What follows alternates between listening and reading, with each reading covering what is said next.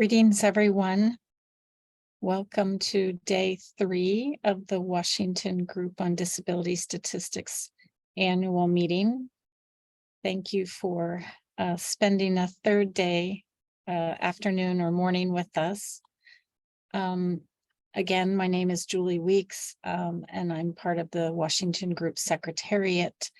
And today we have 3 final sessions that we'll be running through. The first one will be moderated by Riaza Fatima from Maldives. She is going to assist in having the rapporteurs from each of our regional group breakout rooms come on and report out about some of the discussions that occurred in those breakout rooms yesterday. In particular, about around some of the prompts that we discussed in terms of the country reports and some of the activities that the regional groups would like to move forward with here forth. Then we'll turn it over to Elena De Palma and Margie Snyder, who have been leading the work group on mental health and psychosocial functioning in the cognitive testing of additional questions around mental health and psychosocial functioning.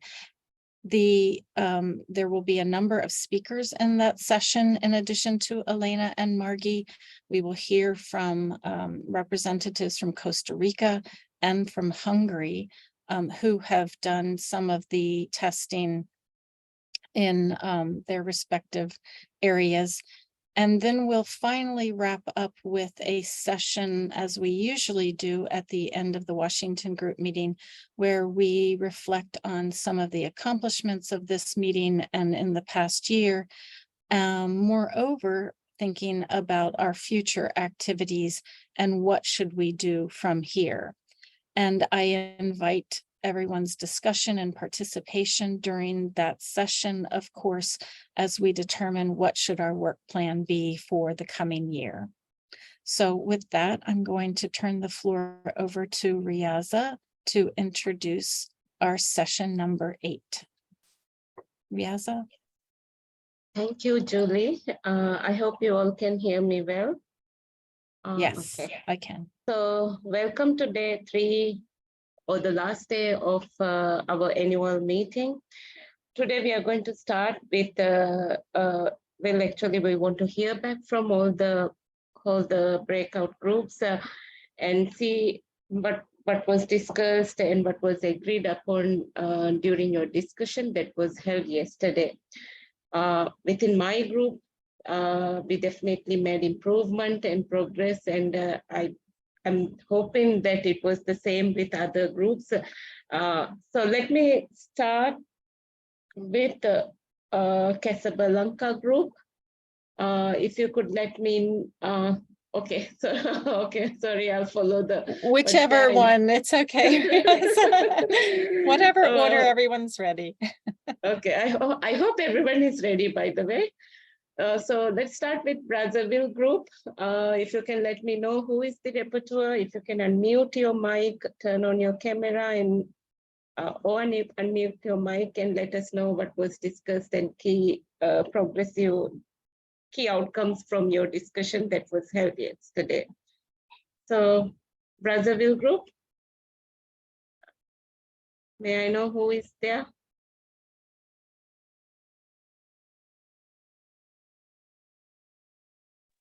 I'm not certain that I'm seeing Steve on. Why don't we move to the next group then? Next group. Sorry. Okay, I see Ashwani from the Kathmandu group, who was the rapporteur. So I would like to hand it over to Ashwani to briefly give an update on what was discussed and agreed within the Kathmandu group. So over to you, Ashwani. Thank you, Riaza ma'am. Very good evening to everyone. I'm Ashwini Kanodia from NSO India, and I have been assigned to the duty of rapporteur to our regional group, that is the Kathmandu group. And it was a very fruitful discussion to improve the methodology and collection of the disability statistics in our region. So our discussion I will share in the form of a PPT. It's showing that you cannot start screen share while the other participant is sharing. So could you please think allow me to share my Rudy PPT? needs to stop sharing screen so that, yeah, thank you. Now, Ashwini, now you can you give it a try? Yeah. I think now it is visible to everyone. Yes, thank you. Yes. Perfect. So as per the schedule, there were 3 topics on which we have to make a discussion and consensus to improve the methodology and the status of the disability statistics in our region. So the topic number 1 was the creation of the standard analytics country report on disability produced by the member countries as a way to disseminate basic comparable statistics. So the first part of this question was the how many and which countries either have created or could create a standard analytics report by mid 2024. So all of the participating member countries which are present in the breakout session have agreed unanimously to create a standard analytical report by the mid 2024. If any variation is there, please let me know respected members.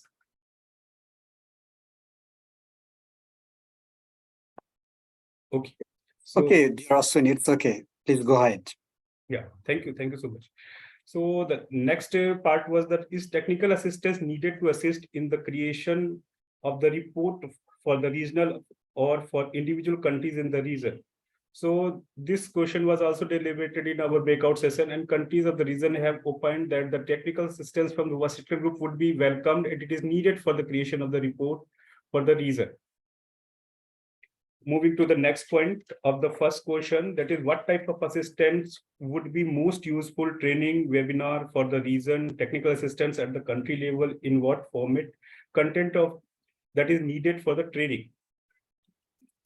So after deliberation, it was decided by the member countries of the region to organize a webinar sometimes in the second fortnight of the November 2023, or probably not possible, then it may be shifted to the first week or first fortnight of the December 2023. And it will help to the member countries for preparing a standard analytical report that is expected by the Washington Group. So at the same time, it was submitted and it was also decided that the relevant line ministries, departments who are working for the betterment of the socially deprived disabled persons may also be invited along with the National Statistical Office of the member countries for participating in the proposed webinar.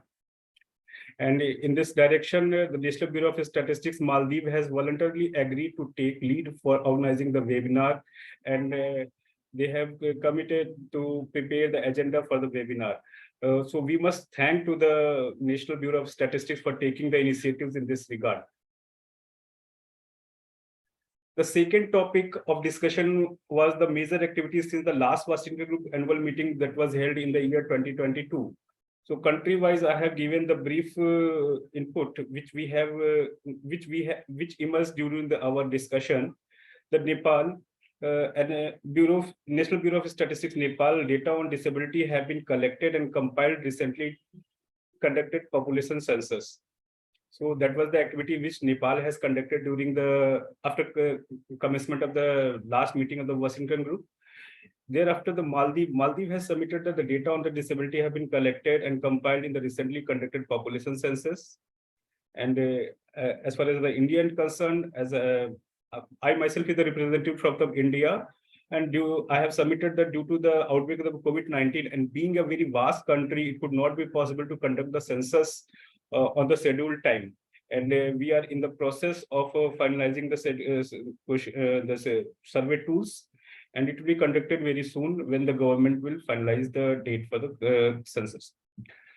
The Malaysia has submitted that the data on disability have been collected and compiled in recently conducted population census after the completion of this Washington meeting, 22nd Washington meeting in the year 2022.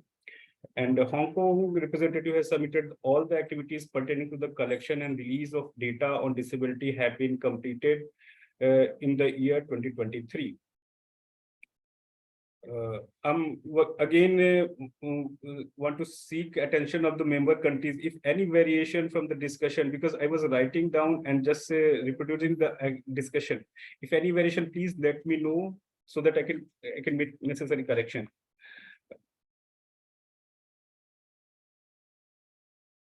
So moving ahead, the major activities planned for the next year. So the country-wise major activities which are planned for the next year have been tabulated in the this slide. The Nepal has planned to release the recent data on disability collected through the recently conducted Nepal Living Standard Survey.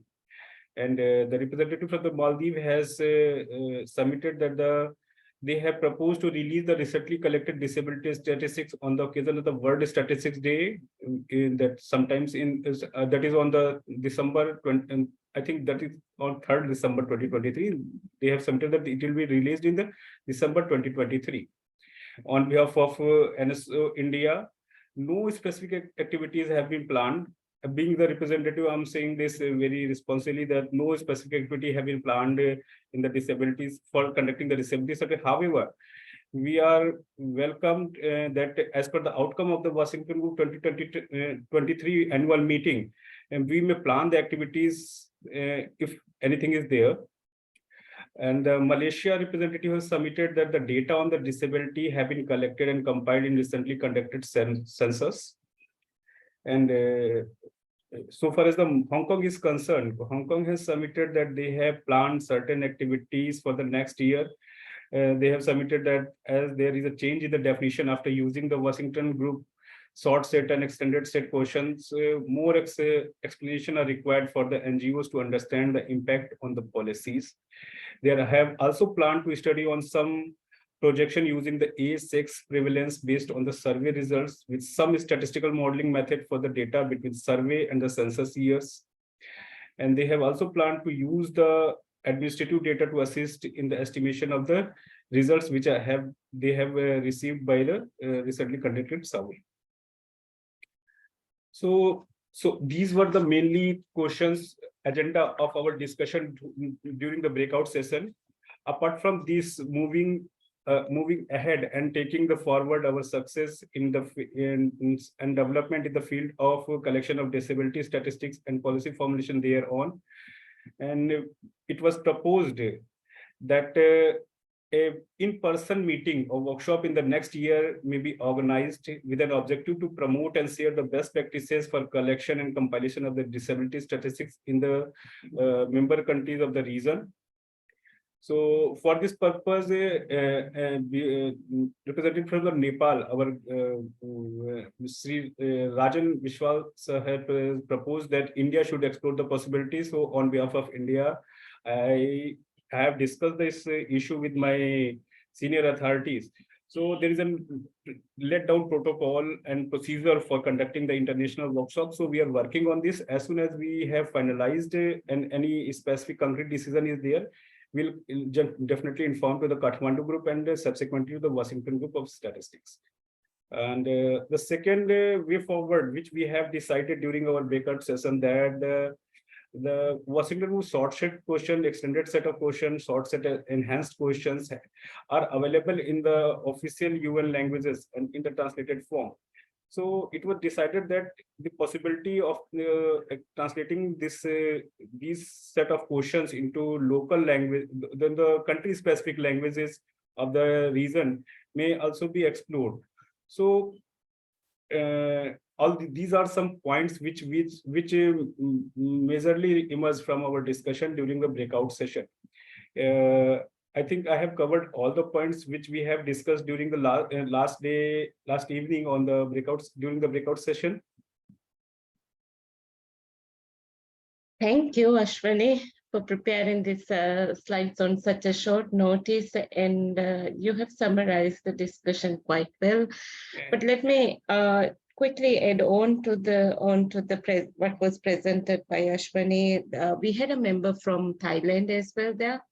They had recently conducted their child disability survey, and they actually want a Washington group support in doing the analysis, and that's what they would be moving forward in the coming months and next year as well. And now I would like to, before I move on to the group chair, Ashwani, is it possible to share the slides by mail or with us, I mean, with the Washington group secretariat as well as with the Kathmandu group as well? Riaza, I think it would be better that we should share this presentation among the Kathmandu group earlier, firstly. Thereafter, we can share after the correction from the our colleague from the Thailand to the Washington group. Yeah, thank you. So Thank you so definitely much. do share it with the group members. Now I would like to give the opportunity to Group Chair Rajan, just to briefly summarize the discussion, and we would like to hear your thoughts on what was discussed as well. Thank you. Riaza, Mr. Ashwani has covered almost all the topic of discussions we held yesterday. And of course, we will, all the Kathmandu group members and the members from Asia and Pacific countries like Thailand, Hong Kong, and some other countries who were present in tomorrow's meeting. We'll try our best to produce search analytical report with the technical support that we are seeking from the WG Secretariat. And once, if Ashwani has indicated that he has already talked with his senior teams regarding the possibility of holding in-person meeting for the Kathmandu group, and at that meeting we'll of course work on upcoming action plan of Kathmandu group for next 3 or 5 years, and we'll be doing some significant results, bringing some significant results, maybe translation, maybe disability statistics for the SAARC region or SAARC and Asia Pacific region, something like that. At the time, maybe hopefully we can develop our action plan and implementation plan, and hopefully we'll bring together our colleagues from missing 5 countries: Afghanistan, Pakistan, Bangladesh, Sri Lanka, and Bhutan. We are missing them, and at that time, or even in the webinar, proposed webinar orientation program facilitated by Washington Group Secretariat and led by our member Riaza. We hope to get those 5 missing friends from these 5 countries, and it will happen soon once the technical difficulties at the moment with the Washington Group Secretariat, as mentioned by Jennifer yesterday. So that's all I would say this time, and thank you so much, Ashwani, for this wonderful presentation and your commitment to proceed the proposed in-person meeting. Thank you. Thank you so much. Thank you so much, Rajan. And my submission is that the countries who have not participated during the breakout session last evening, a formal letter from the chair of the Kathmandu group may be issued so that they can participate if their NSOs are willing to participate in the Kathmandu group FTDs. Thank you. Thank you. Sure, I'll do that. Thank you. I'll do that. Thank you. Thank you both. Thank you, both of you. Now I would like to move once again to the Brazzaville group. I hope Steve is there now. Julie, if you can let me know. If anyone else from the Brazzaville group is there, who is going to present. Yes. This is Widad from Casablanca. Yeah, please, go ahead. Or Brazzaville group, please. Okay, so who would like to go first? That would be my question now. Steve, would you like to The go first? Brazzaville group. Yeah, thank you. Of course. So Steve, go ahead. Thank you. Good morning or good evening or afternoon to everyone. So I'm going to present what the Brazzaville group have done so far since our last annual meeting. So I'd like to share with you my screen. I don't know if I can do that. There's a screen that is shared here. So, okay. Now you can do it. Okay.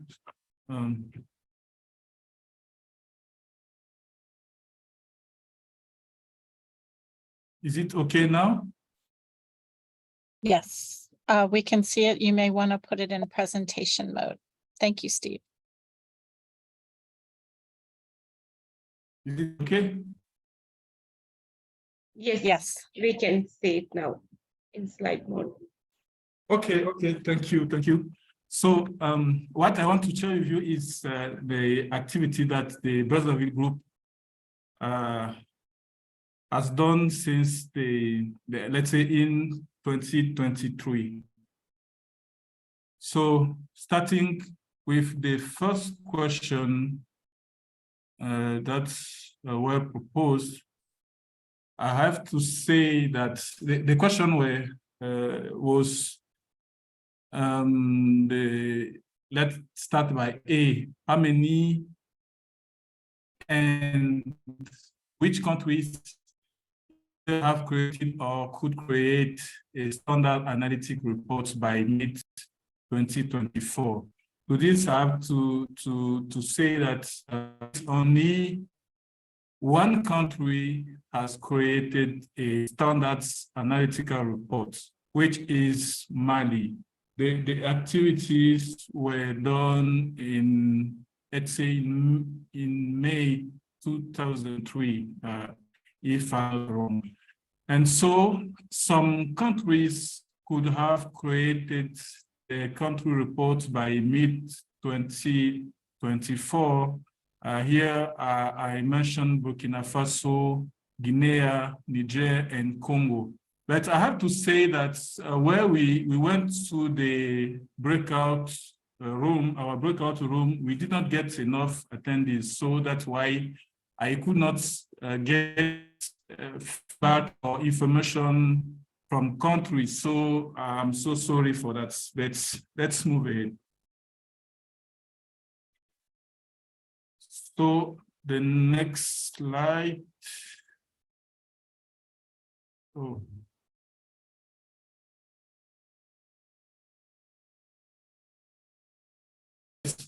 Next question is technical assistance needed to assist the creation of the reports for the region or for individual countries in the region. The answer is yes, because countries have mentioned technical assistance as their needs. Really, they really want to be assisted at all the stage of data collection using Washington Group question. For the questions, what type of assistance would be most useful? There are some answers of countries. First one is that training webinar for the region in a virtual format and assistance at country level in person format. About the content needed in training, they mentioned the let's say training in Washington Group questionnaire and the way to administrate them. and also the calculation of disability indicators for mainly the Washington Group short sets and the production of the country reports. The second question, which was, what were your major activities since the last Washington Group annual meeting in 2022? So for this question, I would like to start with countries, because I have the question is separated to two parts. One from countries and another one for the group as a whole. So starting with countries, there's Burkina Faso. They carried out an harmonized living conditions survey and a workshop on the indicators of protection and promotion of disabled people in 2003. 2023. Also, they have data analysis reports that is to be produced by early of November. So we are planning to assist the Burkina Faso producing the country reports. And there is Mali. Mali is the only countries, the region that have done the data analysis workshop, and they have produced the country reports. The activity were done in June, please, in June from 12 to 16 of June this year, with the objective to produce report on disability based on data from the demographic and health survey carried out in 2018. The key point of the data analysis mission for us in Mali was the standardization of indicators to facilitate international comparison. I would like to mention to put a particular accent in standardization, because by the end of doing this analysis, we compare results from the DHS reports, and there are somehow a big gap between the two indicators. That wise, for me, it's really better to standardize all indicators that we have to produce for the report that will be compared to other countries. And the last country is Congo. For Congo, I have to say that they have collected data for the fifth population census, and also they have data for the living condition survey. So there's some data there, and what also I can mention about Congo is that we are asking them they need assistance from the Brazzaville group and Washington group. So I stay in contact with them to fix everything, to see if they really want our assistance. To the second part of that second question is about the, let's say, partnership. I would like to mention the partnership we have in our region.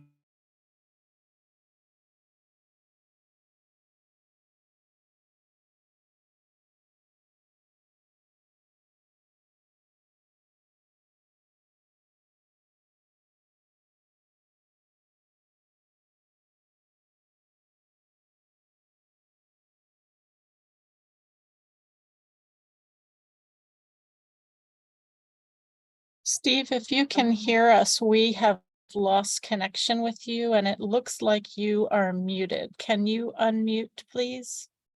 Try. I know sometimes the connections are difficult.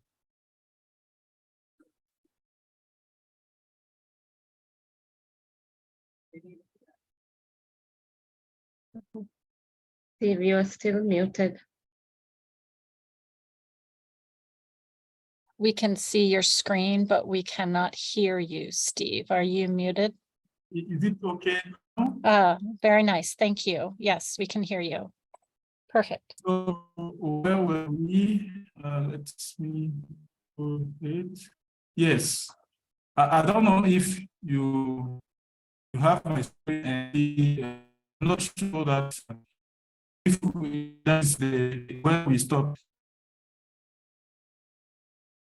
I was mentioning our partnership with some of the in Africa.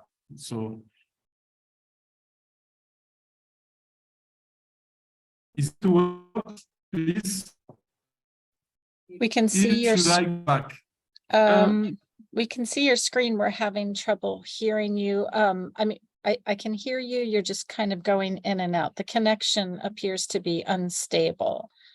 So let's try again. I'm not certain where we are, but maybe you could start again. Not from the beginning, from this slide. Oh, shoot. Okay, maybe we should move on, Riaza, and Yeah. So while Steve gets kind of reconnected, how about we start with Casablanca Group? With that? Yes, I'm with you. Yeah, you can thank hear you. me well? Yes, I can hear you. Please go ahead. Stop my video and Steve, we can't still hear you properly.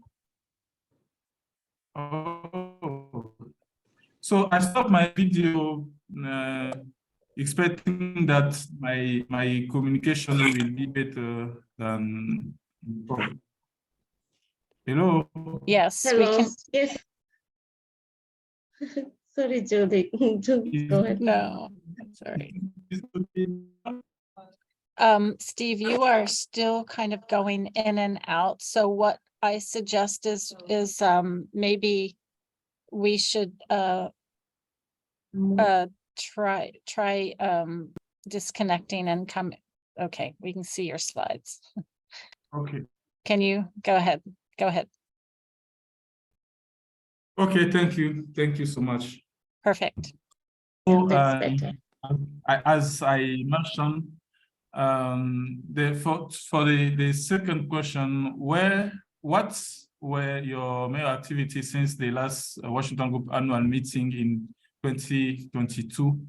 The question is spread in two parts. The first one is for countries.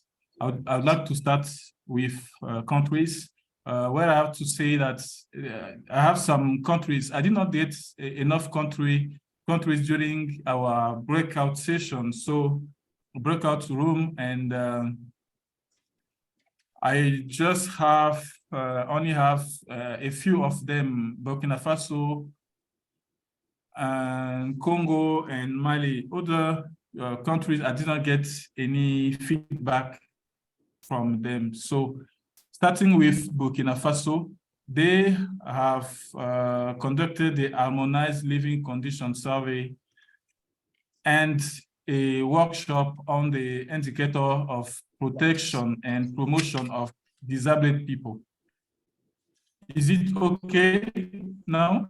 Can I go ahead? Yes, Steve, please go ahead. And Okay, since we're okay. running out of time, we would be grateful if you can make it brief as well. Okay, thank you. So I would like also to mention the case of Mali, where they carried out the data analysis workshop on June this year, with the objective to produce a disability report. And a particular point about standardization, because when we did we finished to produce the report, we compared the indicator from the DHS report and what we get. There were a gap between the two surveys. So I would like just to advocate about the needs for us to do the standardization of all our indicators that we will produce.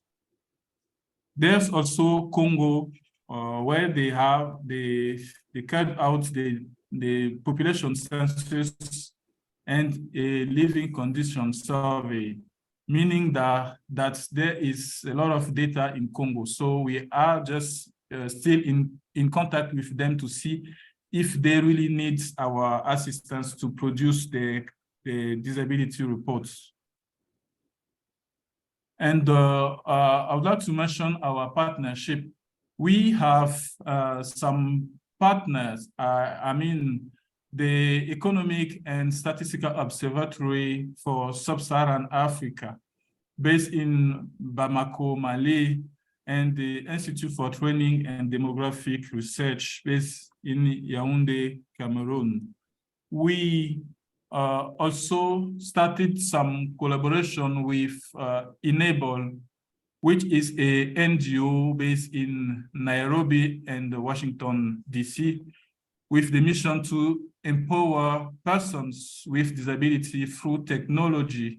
And another partner, the Ecumenical Disability Advocates Network, based in Nairobi too, with the mission to improve the livelihoods of persons with disability through advocating for their inclusion, participation, and active involvement in all spiritual, social, economic, structural lives of church and society. About participation for this 2023 years, we participated in conference around the world, mainly two of them, the Zero Project Conference in Vienna, Austria, in February this year, and the Inclusive Africa Conference in Nairobi by the end of May this year. About the activity we are planning for the next year, here I only have two countries, Burkina Faso, that is preparing for a survey in disability, and also Niger with the census the next year. So about the question, how can other Washington Group members or the Secretariat assist you in your activities? The countries say that other countries or other member can, or the Secretary, Washington Group Secretary can assist by providing translated documents. And also for the last question, should the Washington Group Secretariat arrange a meeting for the chair of all regional groups to share what has worked for your regional group work plan and what has not? So the question is yes. The answer is yes. People really want the regional group to be put together to discuss about the work plans, how things are going on the group around our organization. So I would like to finish by some points of conclusion of my my feedback or what I get from countries or the group. So we expect by the end of 2024 that many French-speaking countries in Africa will have data on disability, mainly using the Washington Group short set. Also, we are currently working on technical assistance with countries which have data and needs technical assistance for the production of the country reports. I have here an example of Burkina Faso, where the mission is expected to be done by early November of this year. So to finish my speech, we now believe that it's time for us to start thinking about how to communicate our results to political decision makers, associations, and NGOs for more effective inclusion of people living with disabilities in our community. Thank you so much. I hope you get me till my end of my presentation. Thank you. Thank you, Steve, for the comprehensive points, that comprehensively summarizing the discussions that was held within your group yesterday. Since we are short of time, let me quickly move on to Casablanca group. Vedad, sorry about that, and the floor is yours now. Please. It's okay, no worries. Actually, our meeting was very short yesterday, and we had a very small group. We had, of course, from Saudi Arabia, and I have my colleague from Qatar and my colleague from Tunis. Regarding the first question, are we going to be ready for producing the report by mid-2024? Yes, the three groups answered yes, that we are ready. All the three countries have conducted some surveys regarding disability. So it's the data will be available. The second question is what the assistance that needed to be to produce the report. Actually, our the colleague from ESCWA, she offered an assistance in order to have a cooperation with all the countries. They will review the report before submitting it to the group Washington. The other question is what the main activities that was done in the countries from the last conference last year. For me in Saudi Arabia, we've conducted the census, and we used a short survey of Group Washington. And then after that, we conducted, based on the frame from the census, we conducted a specialized survey to the people with disability. And this survey was conducted on September, and data were collected. Actually, the report will be at the beginning of next year.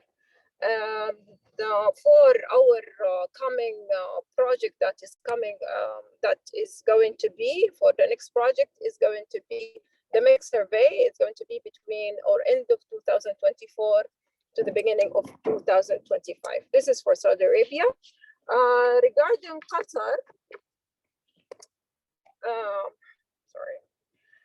Qatar already conducted, of course, the census 2020, but they did the mix in 2023.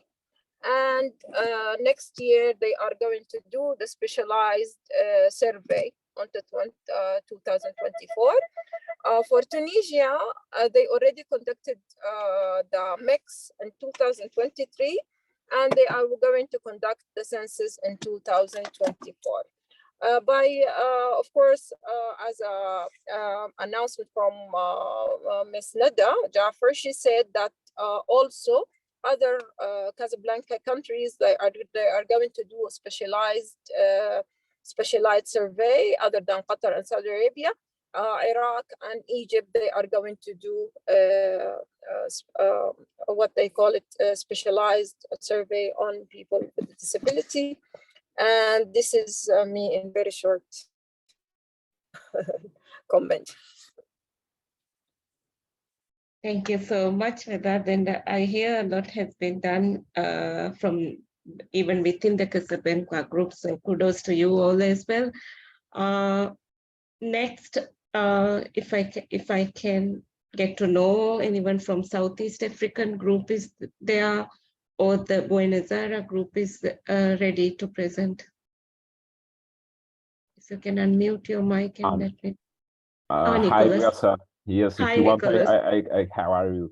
If you want, I can go on. If Yes, that's please okay. go Okay. ahead. I have also a presentation because my colleagues also present, so I will try to share my screen in order to be fast enough. I will make the presentation of the Buenos Aires group. You can see the screen, right? But I cannot, I don't know how to. Yes, I can see the screen. Yeah, if you can put it on to presentation mode. I would love to do that, but I don't have the button No, here. there it is. If you could move a bit, yes, that one. Ah, okay. Well, I cannot see it. Okay, I will try to be fast. We have yesterday a great meeting within our countries of our region. We were like 2, 4, 6, 8, 9 countries and 2 international organizations. So we are happy with the attendance, with the audience, and the discussions that we have carried out yesterday. Let me say I will not go country by country, because maybe I missed something, so I will make instead an overall overview of what we discussed yesterday. Some highlights: we were 17 participants. We, as we always do, we very value, I don't know, it's very value, it's a good phrase, but we value the work that the Washington group has done and all the tools that have been generated, because it gives us the tools and the opportunity to put it on our statistical operations. Several countries in the region are still carrying out the census or post-census task, so we have a lot of the social and demographic teams working on that.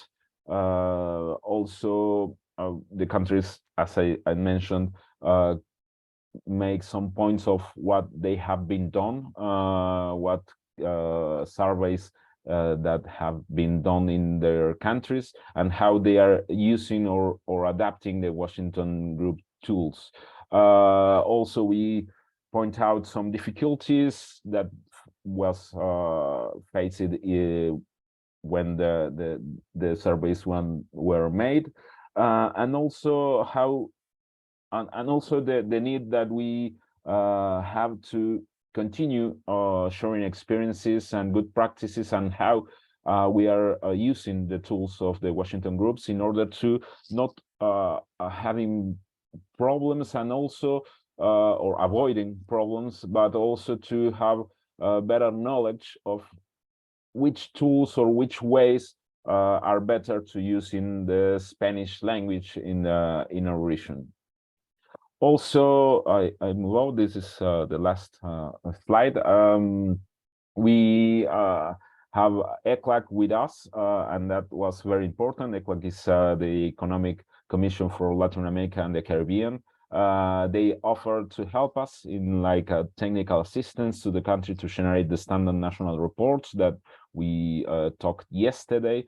So they propose, or these are some kind of proposals from our side, to have a meeting between the Washington Group Secretariat and the ECLAC Disability Division, in order to know better the tools and also to know better the reports that we are thinking, or we are trying to to carry out within the region. So maybe it's a good opportunity to move forward in that direction, to have a first meeting between the ECLAC and the Secretariat, and then to have another meeting with the countries of the region, and to generate there the opportunities and the trainings that we need in our region. Also, we have a proposal in order to create some kind of a repository, online repository. If it could be in the Washington Group webpage, it will be better. But to have at least some kind of links, documents of the countries of the region, in order to have one place to look for, I don't know, documents, best practices, and so on. That could be another point to discuss with the Secretariat. Also, we discuss about the, as I said, as I mentioned, the standard report. We have recently, I have an email of Panama offering them to at least try or to have this intention to do it. I think that I will be receiving more of countries that propose to do it. And finally, we propose also a meeting that we will expect to have in December, to have a presentation of the IBGE of Brazil, and also to coordinate the 2024 activity plan or action plan for the future. I think that's, yes, that's all. I will stop sharing my screen. If I forgot to mention something, and one of my colleagues of the region wants to jump in, this is like the moment. If not, that will be all from my side. Thank you, Riasa. Thank you. Yeah, thank you, Nicholas. And it's good to hear that you have the partner agencies within your group ready to provide support in the coming years. So now we are left with Southeast African group, and I believe Neo is ready to do the presentation to update us on the discussion. So Neo, go ahead. Good afternoon, everyone. In our group, about 6 countries attended. And with regards to the first question on how many countries will be able to create country reports, from the discussions yesterday, most of the countries will use the census data to create their reports. However, other sources will be considered where census data is not available. And there are some of the countries that have already started. And there was also a general agreement that most analytical reports, even for those that have not started, will be ready by mid-2024. So just to give an example, Kenya, for instance, they did their census in 2019. So the data is already available, and they will be, they have already started actually to compile their report. Uganda, for instance,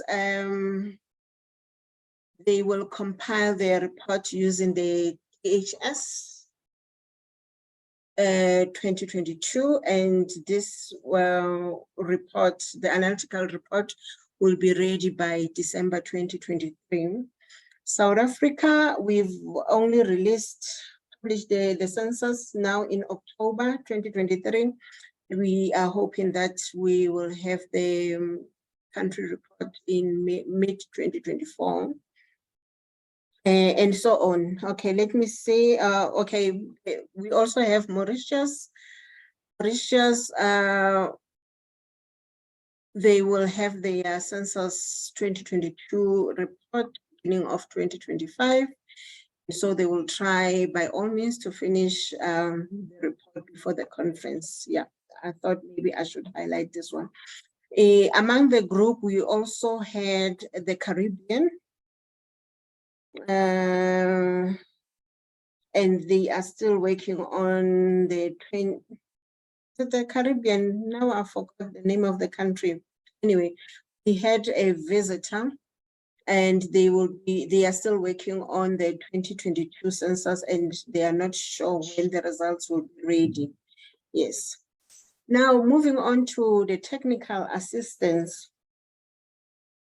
Maybe just to mention that as a regional group, we had an in-person training meeting in June where country reports were also introduced. The template was thoroughly discussed, and for those countries that attended, we agreed on the selected indicators that should be part of the country report. And we also agreed on the standardization of few indicators to allow comparability within the region, and also agreed that allowed for flexibility, that if there are additional country-specific indicators, those they could also be added, of course, with limitations, because we don't want like a big report, yes. And with regards to the support that we require, the meeting agreed that at that training, the Secretariat still provided us with technical support. So we agreed that because there are intentions of extending the training to other member countries that did not attend, then we will also request technical assistance from the Washington Group Secretariat. And also, countries were also encouraged to reach out to the Secretariat in terms of their specific training needs. Yes. And then with regards to major activities, since the last meeting, I've already talked to the training that was held in South Africa in June 2023. June, well, it was in May. And that training, of course, I've talked about the introduction of the country report. We also had like the countries also shared their experiences with regards to disability, the collection of disability statistics, yes. So what are the planned activities? Going forward, I've already spoken to the need for another training. So we are planning to have a visual training in, no, it's a virtual meeting in November 2023, so that we keep other countries that did not attend abreast with what has happened since the inception of the regional group, and to introduce the country reports to those countries. And we also have Kenya and Uganda, which have volunteered to showcase. We're hoping that by that time, when we have the training, their country reports would be ready. So they had volunteered to showcase what they have, the findings of the country reports. And in addition to the virtual meeting, we also have another in-person meeting that we are planning for the beginning of 2024. And then just the general remarks. We agreed that we will also welcome the meeting for the meeting with the Secretariat as, yeah, the meeting of the Secretariat and the regional group chairs.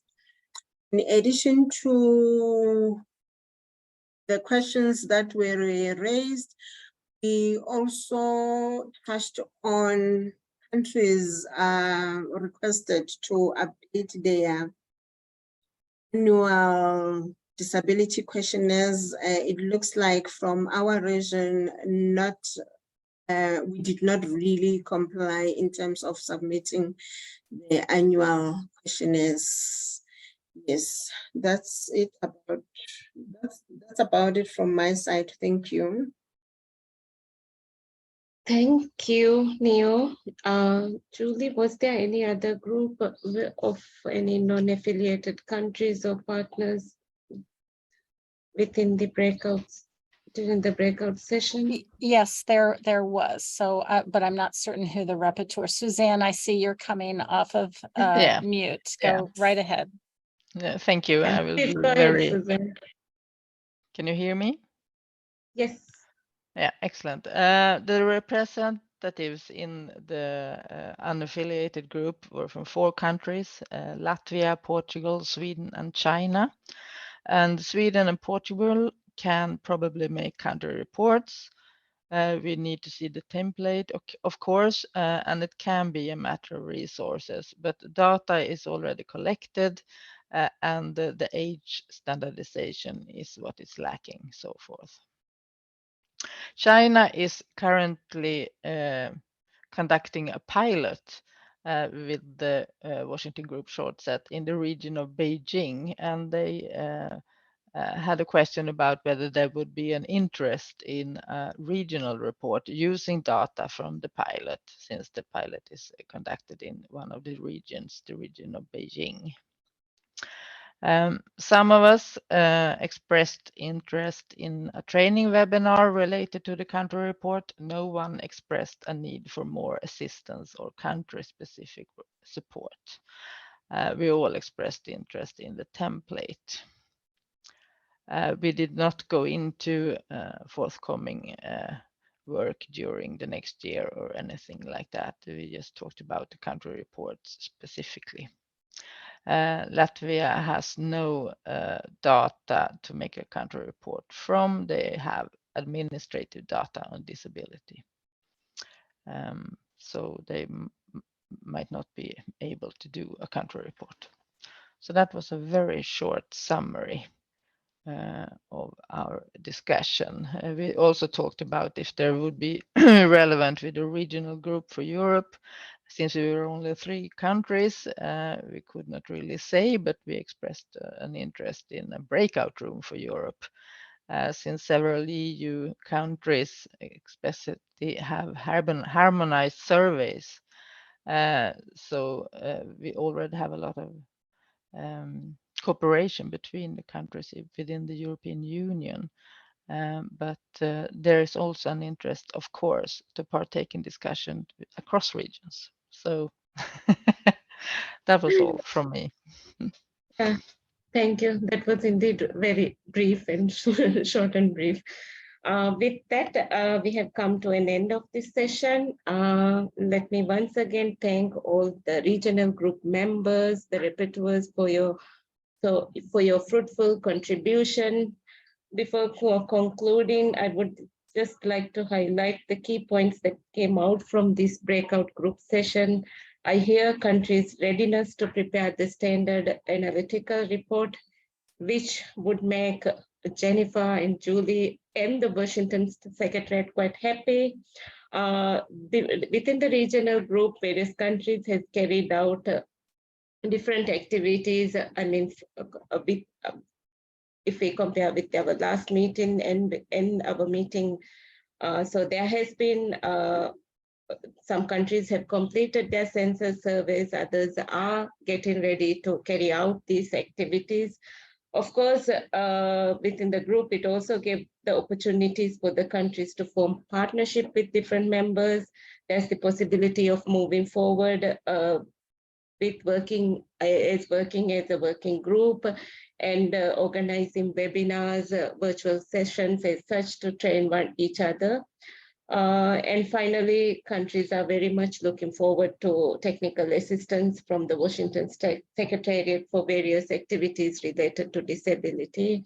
I heard from various groups they need assistance in doing especially with the standard analytical report, in standardization, as well as in translation.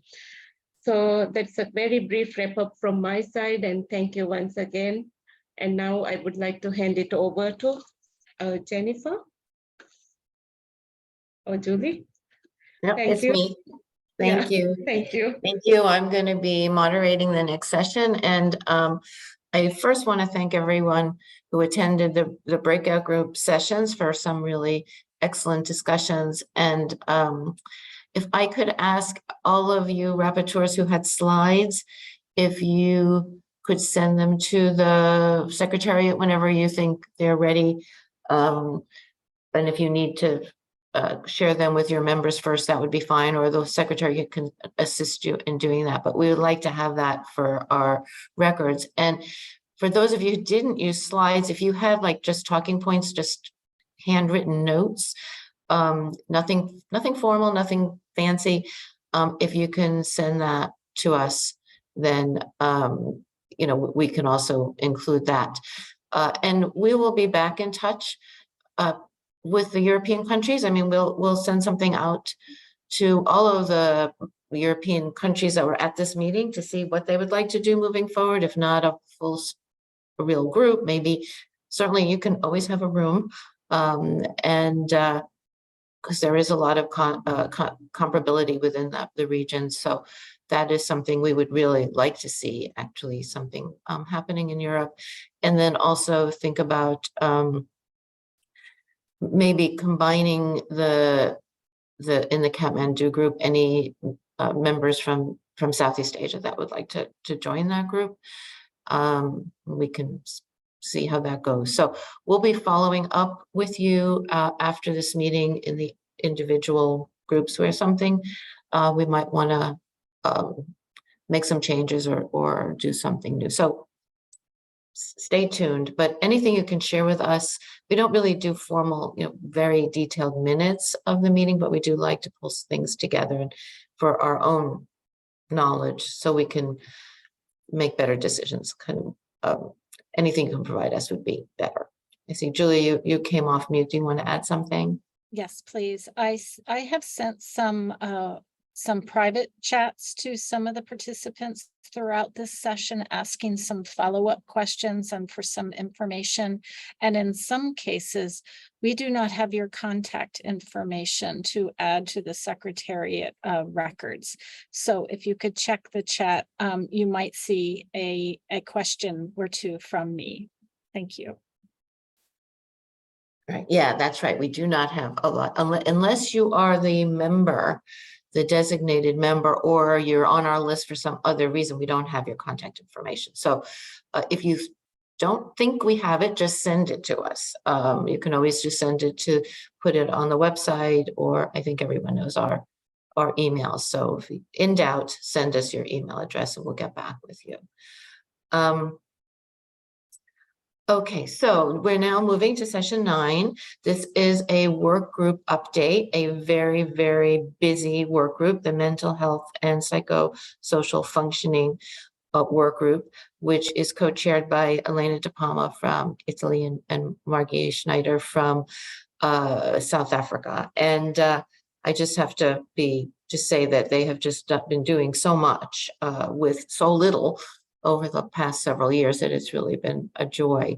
So Elena, I'm going to turn it over to you. I believe you're the first speaker, and it might be quicker if you then introduced the following speakers, or they kind of hand it off to each other, but I'm happy to do that if you prefer. Go ahead, Elena. Hi, everyone. I'm trying to manage the slide as I asked for controlling the slides, but it seems to be that I am not able to change. Try advancing the slides, Elena. You have control. Oh, there you go. Yes. Yes, okay, you do. Thanks a lot. You're very welcome. Power. So thanks Julie, and thanks Jennifer. Hello everyone. So let's start this section with a brief recap of the main activities carried out by the working group Mental Health and Psychosocial Functioning work group that was, should I move? Okay, on the other side. Okay, so this working group has the goal to ensure adequate coverage of common and severe mental health disorder in the Washington Group functioning tools. You know that the Washington Standing Set has already questions on affect domain, so it is covering anxiety and depression that are very important to measure because they are an indication of psychosocial disability. Nevertheless, it is clear that this question can only capture some of the mental health issue. So it was very important to investigate if adding new questions would broaden the scope of the measurement. So what we are going what we start to do was to make a lot of effort to identify a minimum set of questions that can be included in population surveys to measure psychosocial disability, satisfying at the same time both measurement accuracy and space constraints in the survey questionnaire. So first things, we conduct a literature review in order to identify typical domains of activity limitation for people with psychosocial disability. And we compare the result of this literature review with the kind of activity limitation already included in other Washington Group tools. And as you can see, there are two main domains that remain to be tackled: interpersonal interaction and controlling behavior. The next step was to conduct an extensive review of survey questions already available in order to select some questions that can be undergone a cognitive test. And here you can see some of the criteria that have been used. So the question should be conceptual, clear, have a similar structure to the Washington Group format as to adapt those questions in the Washington Group format would not change substantially.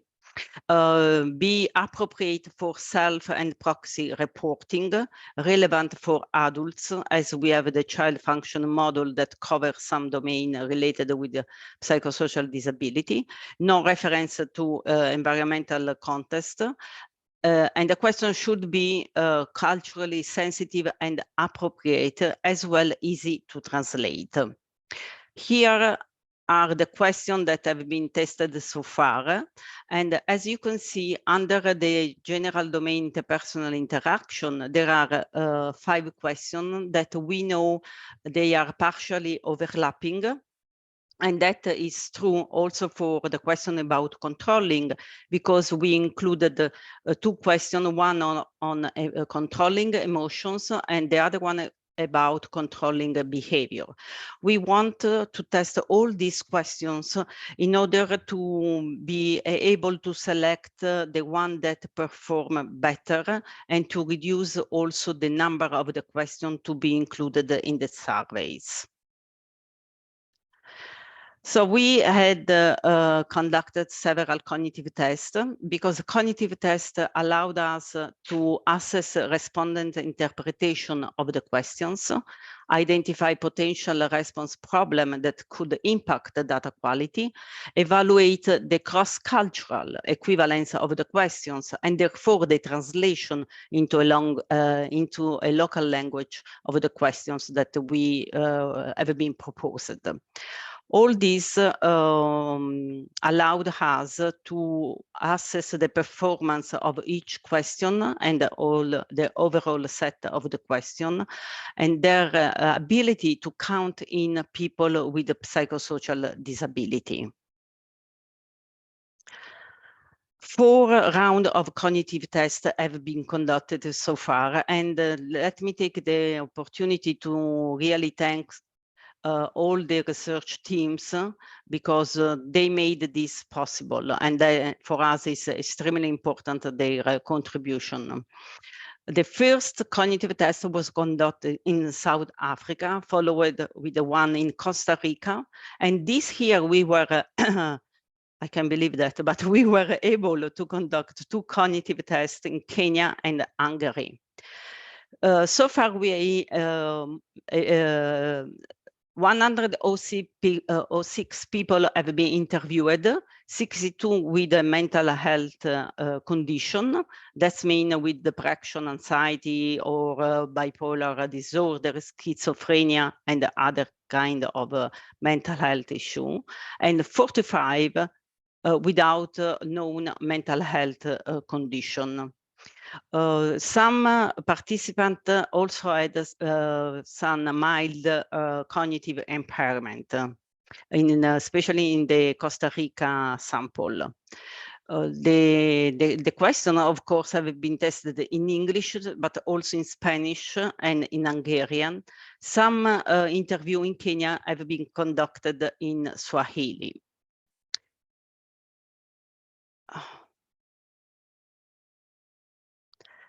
Sorry, okay. Okay, so let me say that moving from one cognitive test to another cognitive test, of course, we made some change that to improve the questions and the testing protocol. So some change have been made in the wording or in the question order, or also in the cognitive interviewer administration based on the level of experience of the interviewer in conducting cognitive test. I don't know why, sorry, but it's okay. To support all this activity was very important to deliver a training course that initially we would like to do in person, of course, but due some financial issue and the pandemic, we had to change the option.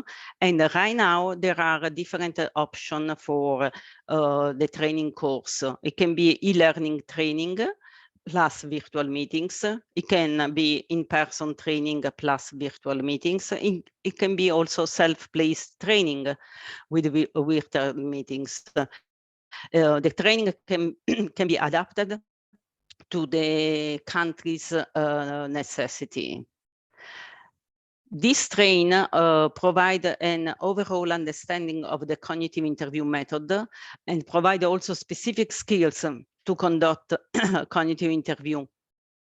Detailed information on how to carry out this specific cognitive test on psychosocial questions, how to analyze the data using, if it's possible, the Keynote, that is an ad hoc software, and how to write a cognitive test report.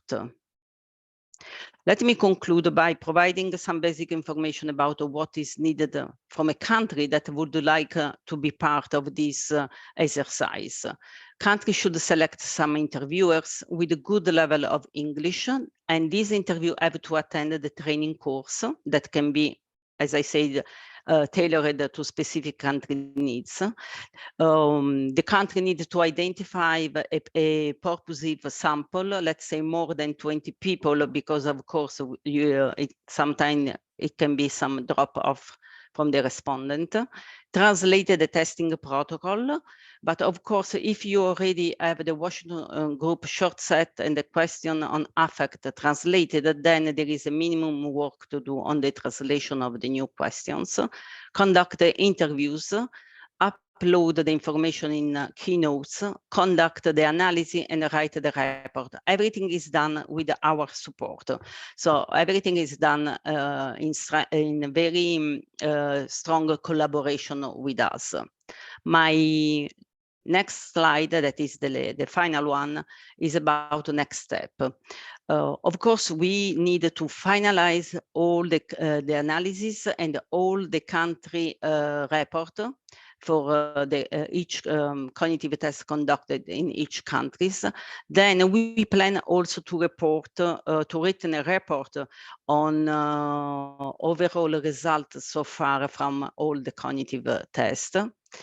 We want to engage countries to take part in the cognitive interview, and based on this, of course, to review the testing protocol, the question, and how you say, customize all the process The project in general and the training course to the need of each country. So we really hope to hear from you. If you see any possibility to be involved, please keep in touch with us. We will also love to organize a webinar or another meeting specific for the country that at least have some interest, so we can discuss deep on this issue. Thanks a lot.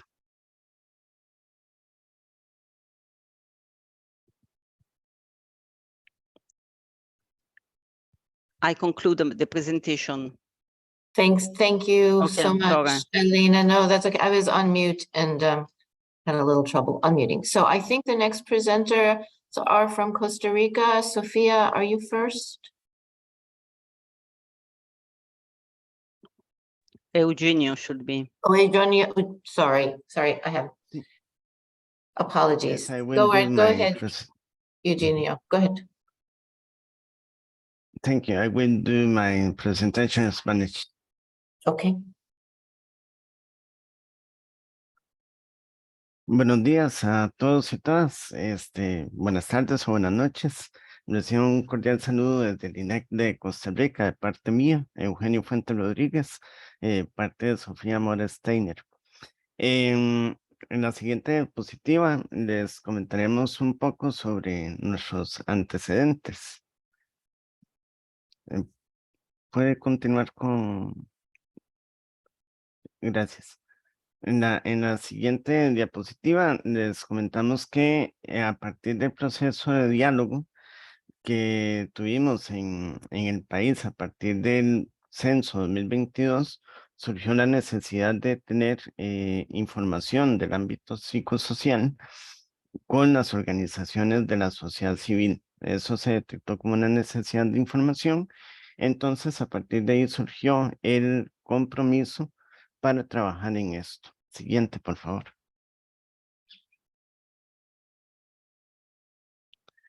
Dentro del proceso, tuvimos la siguiente, tuvimos a partir de esta necesidad, se contactó con el subgrupo del grupo de Washington que había venido trabajando sobre este tema.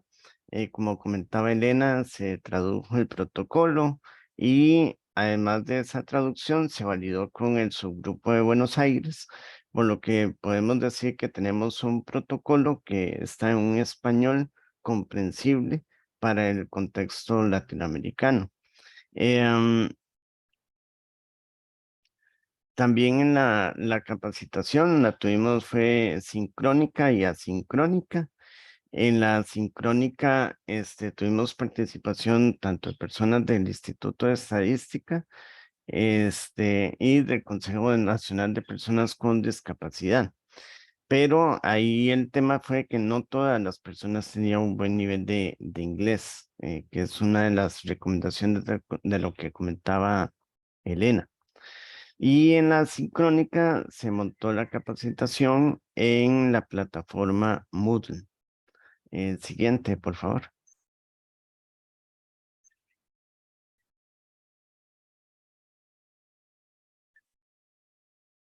Gracias. El curso virtual lo establecimos en 10 sesiones y ahí se hizo la traducción de las presentaciones, de los documentos, de los videos. También se le pusieron subtítulos y se gestionaron las sesiones sincrónicas que, como les decimos, fue parte de personal del Instituto Nacional de Estadística y Censos y el Consejo Nacional de Personas con Discapacidad, y se realizaron entre el 14 de febrero y el 3 de marzo del año anterior. Siguiente, por favor.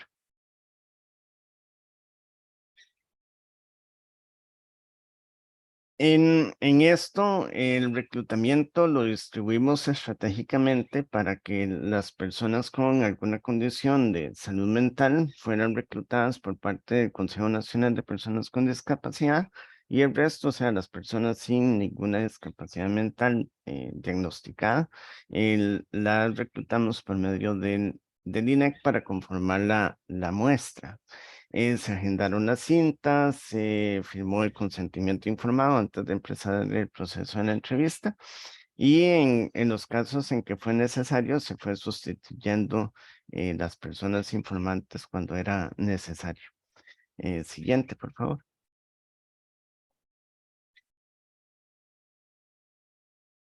En cuanto a la aplicación de entrevistas, se realizaron un total de 23, 21 de ellas fueron virtuales y las otras 2 fueron presenciales. En las virtuales se utilizó Teams o WhatsApp, se grabaron ya fuera el audio o el video. La duración promedio de la entrevista cognitiva de cada una de ellas fue de 35 minutos. La aplicación es sencilla, pero ahí lo complejo en ocasiones es que las personas con alguna condición mental han vivenciado algún tipo de discriminación, entonces eso consume tiempo o requiere que la persona entrevistadora tenga alguna capacidad o sensibilidad para atender o enfrentar este tipo de situaciones por los temas que se abordan durante la entrevista. Siguiente, por favor.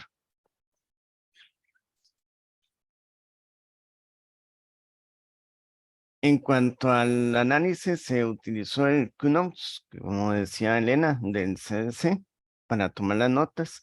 En realidad, en promedio, se tomaba unas 2 horas ingresar esa entrevista de 35 minutos en promedio. Ingresarlas a QNotes eran unas 2 horas. A partir de ahí se hizo la codificación cruzada de temas. El QNotes es muy útil, pero no es tan ágil, ¿verdad? Entonces, en ese proceso a veces hay que repetir pasos, ¿verdad? Que es un tema que se detectó en esto. Siguiente, por favor.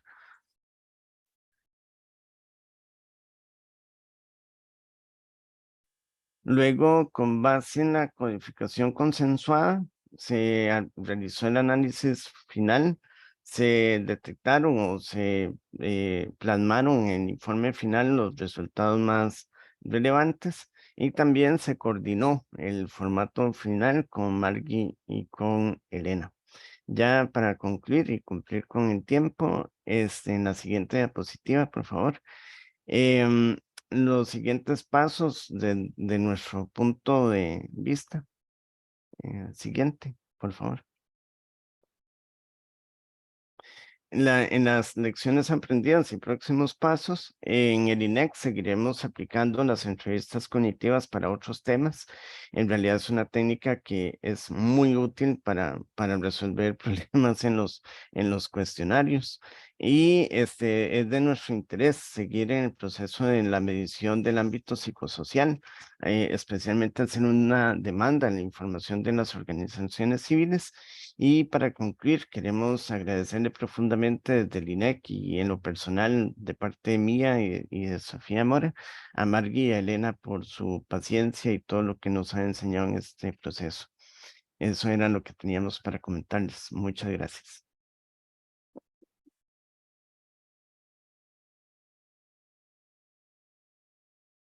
Thank you very much, Eugenio. You've done a lot and it is just, again, wonderful that all these countries have agreed to do this testing. It's also good to hear that the training in the cognitive interviewing would benefit you not only for this project, but perhaps in others. So an added benefit for any country that wants to also be included in this work. They also get the training and all the training materials, and they can use it then for whatever else they want to do. And if you have advice for the developers of QNotes about how to make it more user-friendly, we'd be happy to pass that on to them if you want to let us know. So thank you. I think, Monica, you are the next speaker from Hungary. I'll hand it over to you. Thank you. Yes, thank you. Can you hear me? Yes, very well. And we can see your slides. Okay, thank you. So in this report, I would like to present some of the more interesting Hungarian experiences with a special focus on the possibilities of cognitive testing with diagnosed mental patients. We hope that the experiences presented here will be of interest to other countries that have joined or are planning to join the testing of psychosocial functioning questions. Next. No, the possibility of including the Hungarian Central Statistical Office in the cognitive test was raised at last year's annual meeting when Elena and Margie indicated that there was a need to include more countries in the cognitive test. We consider joining as a good opportunity to gain experience in cognitive testing of people with a mental health condition, and also to learn about the possibilities offered by the QNOTS program. Next slide, please. To test the psychosocial functioning questions, we used the recommended sample of 20 participants, including 12 participants diagnosed with mental illness and 8 without a mental health condition. Since in many respects, there is a significant difference between the capital and the countryside in Hungary. Half of the interviews were planned to be conducted in the capital and half in the countryside. When designing the sample, we sought to ensure that the participants covered a wide range of the target population of the study, considering basic demographic characteristics like gender, age, education.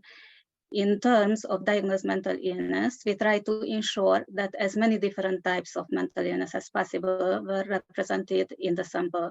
We wanted participants with mental health condition who were well enough to be interviewed, so not in the acute phase of their illness, and who were willing to talk about their condition and its impact on their daily lives.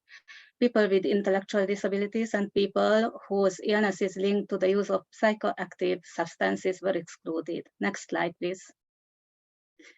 For the cognitive test, we recruited through advertisements and personal contacts.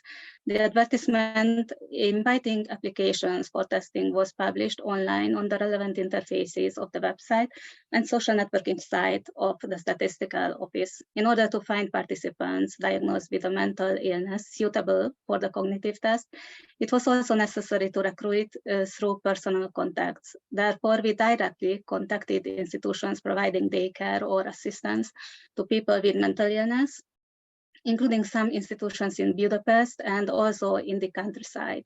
Here, mental health service providers helped us by informing their clients potentially suitable for the test about the possibility of taking part, and sometimes they helped them to register on the online interface.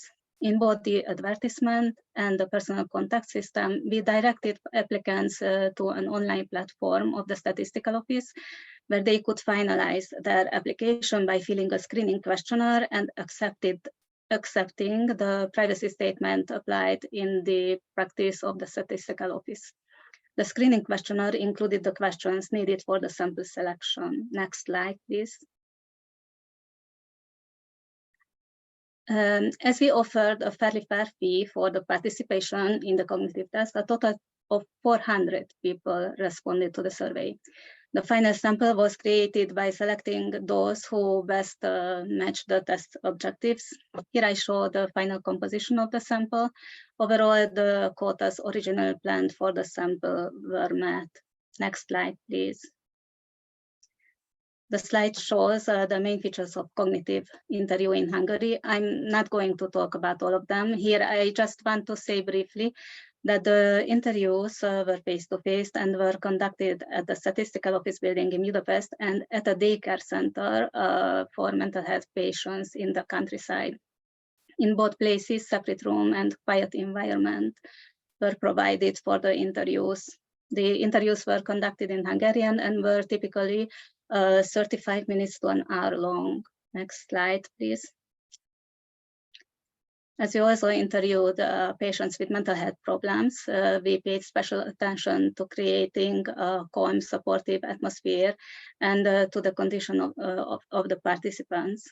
The main elements of this were, as interviewers, we approached the participants in natural, relaxed, and normal way. For unusual behaviors, like more difficult in communication, we aimed for a patient encouraging presence.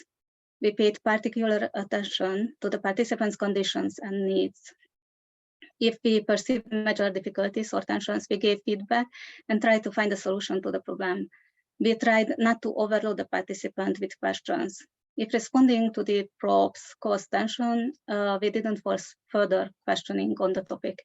A safe atmosphere was maintained throughout the interviews, and although in several cases we perceived that the participants didn't find it easy to answer the probes, in no case did we experience difficulties that would have necessitated interrupting the interview.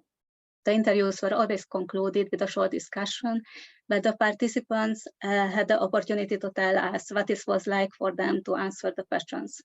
This short conversation also provided an opportunity to cool down any difficult feelings and to close the interview on an emotional level too. Julie, please click the next slide.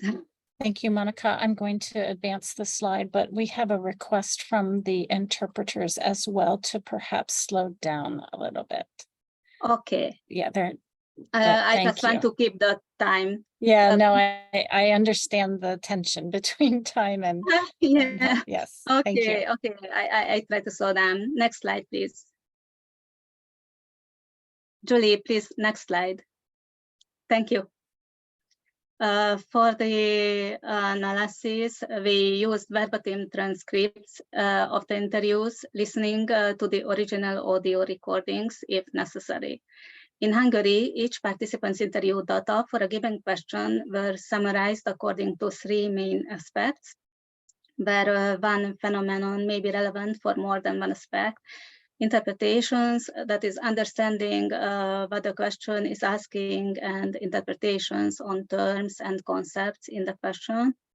Characteristics of the response process includes recalling relevant information, formulating an answer, and mapping the answer onto the response categories. And finally, problems in the interpretations or in further response processes. The text summaries were prepared in English in QNotes. In addition to using QNotes, we also applied a spreadsheet-based analysis method used in the statistical office. Next slide, please. Here's a part of the spreadsheet we usually use for the cognitive tests. Using this allowed us to easily view the original interview transcripts if necessary, and also allowed us to indicate and work with a hierarchy of teams. Next slide, please.